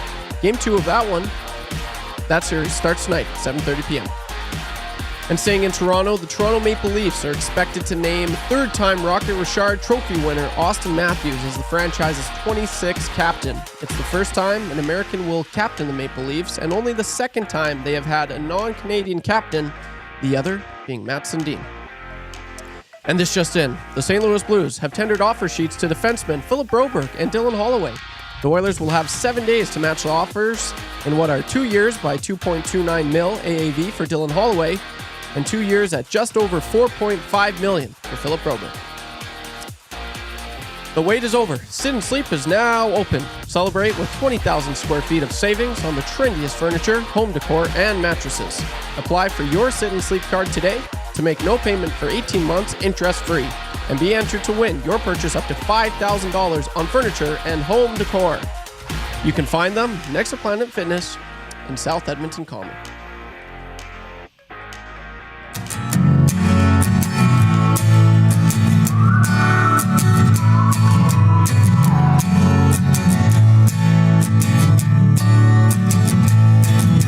The nasty bash was awesome, so let's remember it with this song. The EST on Corey B. Tattoo still looking strong. 6:30 it wasn't working, so old Smash said so long. AM Nasty C and Frazier yelling, turn your headlights on. 1, here comes the 2 to the 3 to the 4. Tommy met a new girl heading out the door. Normology stripping, his shirt just hit the floor. Oh my, good lord. Someone poured me pretty booze on a shot ski. Now you know Reed Wilkins was a mystery. X-Ray J's pants got a little pissy. Everybody at the bash was a nasty. Everybody at the bash was a nasty. Everybody at the bash was a nasty. 6 o'clockers right and left. Let me pour it on your head. Moment we won't soon forget. Hey Norm, Fergie's backflips let us in. Made the last table again. Rode it out till 2 a.m. Oh Lord. 1, here comes the 2 to the 3 to the 4. Tommy met a new girl heading out the door. Normology stripping, his shirt just hit the floor. Oh my, good lord. Someone poured me pretty booze on a shot ski. Now you know Reed Wilkins was a mystery. X-Ray J's pants got a little pissy. Everybody at the bash was a nasty. Everybody at the bash was a nasty. Everybody at the bash was a nasty. 8:35, that's the Nasty Bash song for you this morning. Kyle the Embalmer says, I'm going to have to go off and do something crazy at next year's Bash to make the song. No, you kind of made the song, Kyle, because you were at the final table, and the final table is mentioned in there. So, yes, it's pretty exciting times. Is Shirelli getting his, what is he on social media? No, probably not. That would be an all-time bad decision. Like, Shirelli might have a burner account somewhere, Cedar Petrelli, but come on, man. Like, I just don't see that one. Cash is and says, wow, I haven't heard this before. Cash, you just outed yourself. You haven't been listening the last yesterday and today, because we hammered it yesterday too, and it's a Nasty Bash song. People seem to like it. It's good. We're gonna get to that hurts. Back around to the Broberg thing. But Matty Iwanek has mandated that we talk about some Estes stuff. Oh, okay. The Estes are going down on September 17th Ticket information will be available shortly. It's a black tie. My mom and dad are coming up. And apparently, Tammy was telling me last night that they've purchased like 1920s, like fancy outfits to wear to this thing. Holy yeah. She's they're very fired up. Fired up. So tickets are be available. Maddie and I were picking out the trophies, like the actual Esties last night. We're not messing around. Today's 2 categories for the Esties. Guest of the year, and then the draft performance of the year. So one of the reasons we're going to be discussing this here in the month of August is so we can get all the nominees. I mean, we have enough of us around here to come up with things that we remember, but we like to throw it out to you, the listeners. So 780-218-9999, 780-218-9999, or hit us up on the nasty chat as well. Nielson Show brought to you by Southport Chevrolet. Guest of the year. Gager, I guess you would be eligible for this. Now, it does say excluding EST Hangout guest, because I think that's going to be a different category. But who would be the guest of the year? And it probably comes from our show just because we don't really do guests on the Lock Shop Oil Stream 2 guys type of thing. Who would be guest of the year? Luke Gazdick? Yeah. I mean, Gaz would probably be up there. Yeah. I'm trying to think. Like, I was after the nasty bash, when Reed came in the next day, and the quill and legendary performance, and I don't know, you've obviously seen it, but on YouTube I was curious because how many people were watching, and then that episode, it was the normal kind of summer viewership, I guess, but the Reed bump is real, and it's fantastic because it jumped up to like 900 people started. Like then it was consistent. Everyone, Reed's there. So it stayed consistent even after the show. People were still watching, I think. Well, from what I can, I'll have to ask Phonebook over there to see if that's how it works. But it's that to me was just the fact, a year you guys rolling.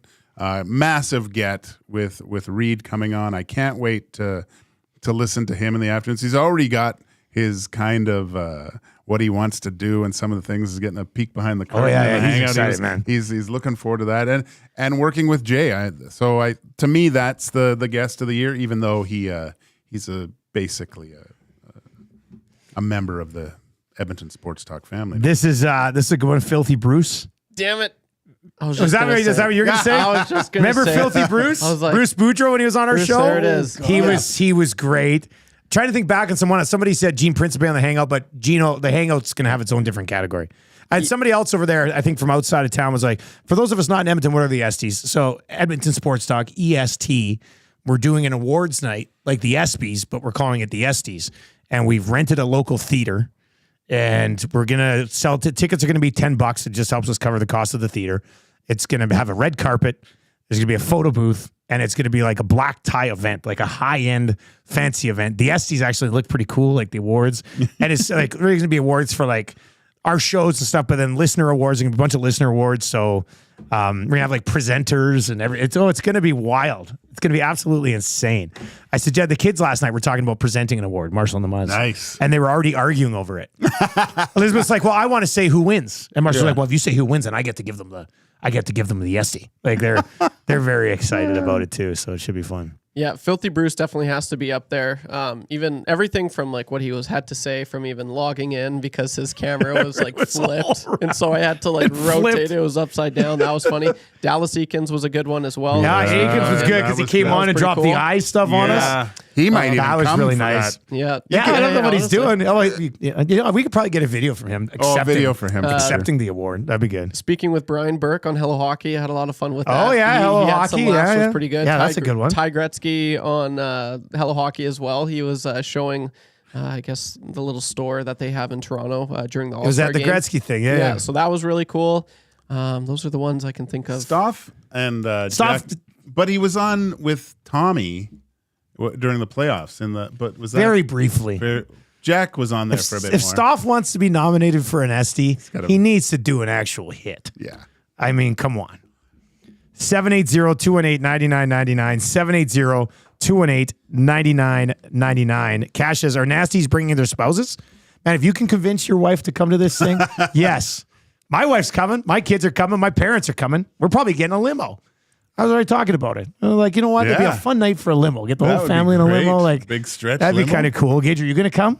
September 17th. Yeah. I better put on the velour suit or something. And I'll have to find some. Yeah. You got to be there. You got to be there. And you could present. You might even win one. I mean, who the hell knows? So, if you have any suggestions on who would be the guest of the year to win the Esty, 780-218-9999, 780-218-9999. The other category we're looking at today is the draft performance of the year.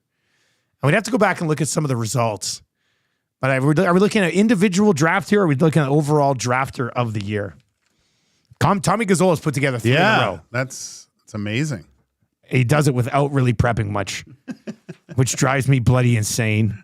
But there's got to be a Tommy performance in there somewhere. Look, I've won 2. Tommy's won 3. I have to go back and look at the actual performances and see if there was there one draft where somebody really crushed it, got like 40% of the vote in a win? That would probably help.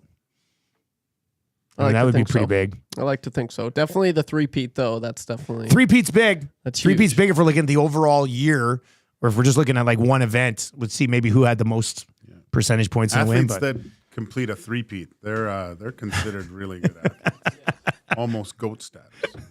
Unless, of course, Wayne Gretzky, because Gretzky didn't do it. So, yeah, I don't think you can just use that, Gager. Don't get me started, man. Like, there's a day coming where I'm sitting right here, and there's nobody else in the studio, and it's just me for 3 hours ranting on all of it. But you're trying. I'm not doing it today.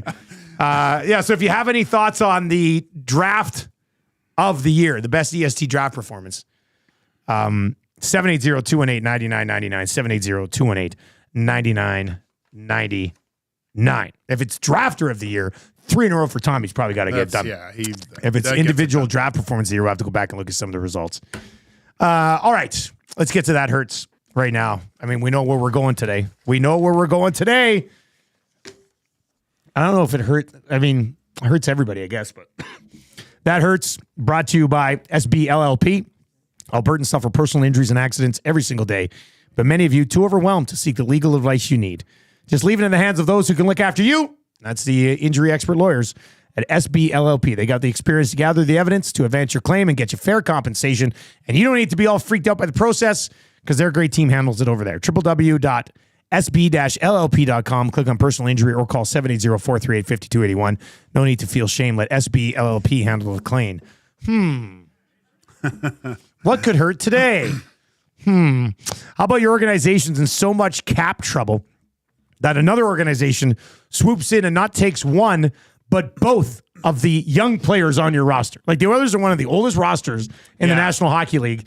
They got Savoy coming along, but they got 2 guys that you would classify, Bouchard. Broberg and Holloway are like the emerging prospects who are on the verge of making the roster regularly during the regular season. And the St. Louis Blues have swooped in and offered Broberg 4.5 and Holloway 2.29 on offer sheets.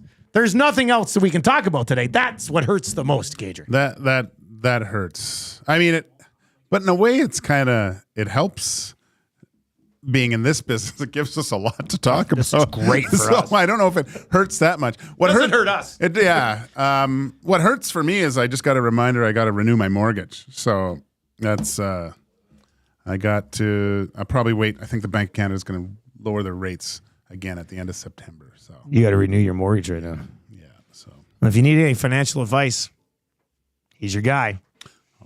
I'll help you out with that. Yeah. But you laid it out, Dusty. I think we're looking at it hurts because I think more attention has been given to Leon, and this is what I think we got to focus on this, and now this is the complete wrench in the plans of future planning where, oh my gosh, if we do this, what does this mean for Leon, and how much is the cap going to be increasing? Does this hurt Leon's chances of making the most possible, getting closer to Auston Matthews? Or I'd have to break all these numbers down and have a look at them. But this is going to affect the Oilers moving forward if they do decide to keep one or move on from both. And at this point with both of them and the way that they played in the playoffs, the compensation just doesn't match. Like if you're offering, what is it, a second rounder for Broberg? That's what you're getting. I don't think the Oilers make that trade. Yeah. You know? Yeah, you're right. The third round for Holloway. I don't know if I do that either. Yeah. So you're completely over the barrel here, and mismanagement. I think a little short-sightedness with the team that they didn't guard against the possibilities of something that's happening, and prioritizing the short term with these two guys getting locked in, done at the beginning of the off season, and to me, from an outsider looking in, too much concern about Leon. Although it is concerning, and I realize it has to get done, but you didn't guard against this. You didn't put yourself in a position to make sure you could take care of one of the best players in the NHL with Leon Draisaitl with his contract limit. Yeah, you put yourself in this spot. I mean, it's just suck it up. Yeah. Suck it up and try to figure out a way around this. You do not want to be in a spot right now where you lose Dylan Holloway for a third rounder or Broberg for a second when you're trying to think that these two guys are going to be good pieces on a like all of a sudden here. Think about this. Now, if Evander Kane goes on the LTIR, then you probably can keep Broberg. But then all of a sudden you're going into next season without Holloway or Evander Kane. And I've been doing all these line combinations. I've been like, there's so many different bodies around. It would be good no matter what. But, I mean, that'd be two guys that... Yeah. That sucks. Like, this offseason was a 10 out of 10. And then the Bowman hire took some gloss off of it because, let's be honest, it was controversial. Whatever side you're on in the whole Bowman hire, it was controversial, and we had to talk about it. And now you get your top two guys offer sheet because of poor cap management. I mean, maybe they should have got these guys locked up before getting Arvidsson. Or, you know what? Like you went out, and we talked about it. Holy smokes. They spent to get Skinner. They spent to get Arvidsson. They managed to keep Henrique. They managed to, and now, so they had the money there to sign these two guys, but they decided to spend it on everywhere else, thinking they're probably going to just use to drive a hard line with Holloway and Broberg, and now it's completely backfired on you. Completely backfired. The hard line was put in the wrong spot here. I mean, yeah, like you said, this should have been done. This should have been done by now. This should have been their top priority because they're big pieces of the puzzle, especially Broberg. I mean, this guy was one of your best players at the end of the season last year. It's ridiculous. Now it's going to cost you. It's going to really cost you. Not if he gets 80 points, though. I guess it's fine. 780-218-9999. 780-218-9999 is where you can chime in. Lots of text messages, obviously, to sort through. Gager, we'll get to the wrap here coming up for Bruce and his team over at William Huff. But do you think in some way, shape, or form, this is being driven by the vice president of hockey operations for the St. Louis Blues, Peter Chiarelli? Like, is this an axe to grind with the Oilers still? Definitely. And he's like, yeah? Of course it is. Man, that's so petty. Yeah. Yeah, no, I from all the stories that I heard, I guarantee there's part of this to lay the screws to the old organization. For sure it is. Like, he's number 2 in charge over there. Yeah. Right? Armstrong's the top guy. Number 2 in charge is Peter Chiarelli. For sure there is. I mean, look what, it's, it's just with offer sheets before, but when, like, Kevin Lowe had a feud with, who was the GM at the Anaheim at the time? It was, you were just talking Brian about Burke. Brian Burke. Yeah, somebody did text in today and say, well, it looks like Stan Bowman has to fight Doug Armstrong in a barn somewhere. That's what it was. So those are the rules. No, good on the St. Louis Blues. They got a good young player. I don't know where I was looking at their lineup. I don't know where Holloway kind of fits in there, but it's kind of the same role that he'd have with the Oilers too. He's not playing. I think they're after Broberg, and they offered both of them, so if they take both of them, they would. But they have tons of cap room space because what is it? Just over 7, and then Krugon goes on LTIR for the year or whatever. They got a bunch of space. They got tons of space. Yeah. They'll probably be throwing a few more offer sheets out. This text is in from Jason. He says, hello from Dubrovnik, Croatia. Wow. Put it on the list. I mean, the map. Wow. Tuning in to hear about the offer sheets. Hashtag FUCK me. So that's where he's at right now.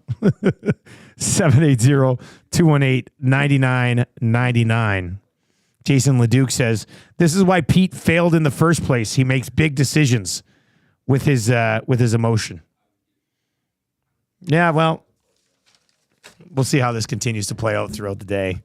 They have 7 days to match. How does, in your mind, is Broberg a $4.5 million defenseman? Right now, no. He's going to be, well, in a perfect world, he's on your third pair to start the year. Yeah. But if it's not a perfect world, is he on, if they can move CC, Broberg's playing top 4 for you next year. Yeah. You can kind of swallow 4.5 for a top 4 defenseman if you can justify it that way. You don't want to pay Broberg, no matter how young and how much promise there is. You don't want to pay him 4.5 to play 14 minutes a night on your third pair. You just don't. I think when we talked about it, this is where I saw it. That's where he started the year anyways. And then by the end of it, I saw him moving up to play in the top 4 easily by the end of the year. All right, let's get into the wrap for William Huff. If you want your place to look as good as ours, get it done with Bruce and the Dream Team at William Huff. They've been doing it since the 50s, so they're awesome. And they've been managing their cap for 50 years. Apparently. I do think their cap has a ton of space because they're everywhere. They're absolutely everywhere. Like last night, I was on TikTok and a bar down came up on my feed, and I was like, but then it was actually one of my calls from the link. I was like, oh, sweet. But as the guy skated by the boards, I was like, William Huff. Yeah. There it is. Go see Bruce and his team. If you're a business owner or you have any sort of big project plan, they got everything you need to execute things at a very high level. www.williamhuff.com. All right, what did we learn on the show today? We learned that the Oilers didn't manage their cap well enough and didn't have the foresight to guard against their young players leaving. I learned that shortly after you talk about somebody broadcasting during an earthquake, and then there's a significant thing of thunder, you can get scared. This is a pretty nasty thunderstorm. By the way, did get an update from Josh Clausen. Says last update. Oh, he told me to keep my barbecue plans. Oh, nice. Also says it could be a little smoky/hazy tomorrow morning. Imagine Clausen predicting tomorrow morning already. Wow. That's cool. That's amazing. Last update, still raining and rumbling in the west, but the core of the storm is now over north and northeast Edmonton. Should see some clearing in the west over the next hour and in the northeast by mid-morning. So it's our own personal weatherman, Josh Clausen. I guess we also learned Trev's love of phone books. That's I've never heard anybody say, oh, man, phone books are so fun. But you did say that today, Trev. It was before I had a Game Boy or a DS or anything to really play with. It was the phone book. And just, I'd spend hours, I'm not even joking, just looking at memorizing phone numbers and all the, I thought it was fascinating. And it was just so cool seeing it, just because you're a kid, right? You're just like, oh my gosh, it's crazy how that works. And just seeing my parents and my friends' parents' names on a book just blew my mind. And still does, kind of. What? Man, so you are incredible. It's so true. I'm not alone. I don't know if this is a bit. No. Or if this is really your deep feelings on the phone book. Like, I'm sure that there's several people that would agree with me in the message chat.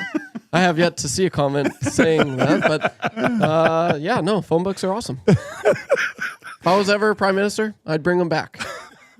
Yeah, they're not around anymore. I love you running on that platform. Yeah. So why do you want to be prime minister? Well, I want to bring phone books back.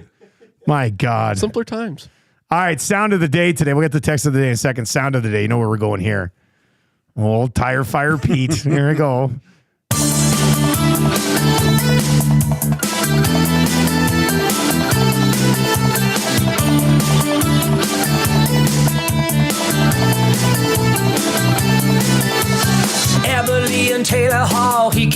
man, move them all. 1 for 1, the deal's done. Bobby Mack, let us know. Ryan Stromey lost it twice. Drake from Manning was not nice. 2 good picks, they went for Griff. Pete just had to go.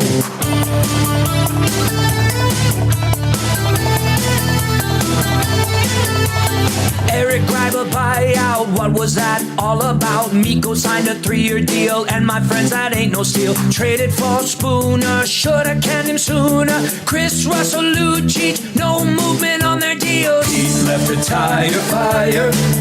Bobby Nix is searching for the perfect person. Pete left a tire fire. Now it's tough to do well when you're stuck in cap hell. Dun, dun, dun, dun, dun, dun, dun, dun, dun, dun, dun. Now Chiarelli screws him again. Dun, dun, dun, dun, dun, dun. You're the best, you two, Trev. Great closing of the show. Signed, Mo Man. Let's get to your text of the day today for A and W. If you're really hungry or you have a child, this is a great deal. Mama Burger combo and a kids pack for just $12.49.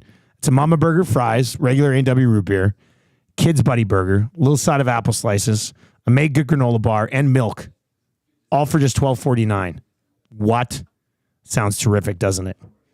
$12.49. Hurry in. Offer available for limited time at participating A&W locations. All right, let's go. Let's go here. This could be your text of the day. People are referring to Trevor's Rain Man today because of his love of the phone book and just being like, oh, this is so fun. I'm going to read all these numbers and remember them all. Oh, my name. Big Slam Nasty is going to win the A&W text of the day today, right from that Paris Jewelers inbox.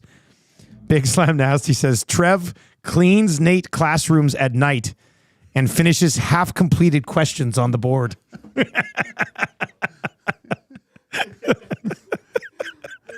Oh, I can see that. Oh, it's phone book, Trev. You're a beauty, buddy. Phone book, Trev. Absolute beauty. Absolute beauty. That's your other persona. It's your secret identity. Yeah. No, Gager, thanks for coming in today, buddy. Oh, this is great. Fun show. What are you watching? Anything tonight? Got any shows on the go right now? What was I watching? When I'm working, it's X-Files. You throw that on. Yeah. I like to do that with Fringe. Yeah, no, Fringe was a good show. Great show. I've rewatched it like 3-4 times. I love Olivia Dunham. Yeah, she's so good. I'm a Gillian Anderson fan. Oh, okay. Yeah, X-Files, yeah. But it's funny, they had one of my favorite episodes. I got to a point where the smoking man, like the big antagonist. Never seen X-Files, so I don't know anything about it. Yeah, but it's funny, but they go through his kind of origin story. He's the guy that shot JFK and Martin Luther King, and they're in their meeting going over things, and he talks about how the Miracle on Ice, how he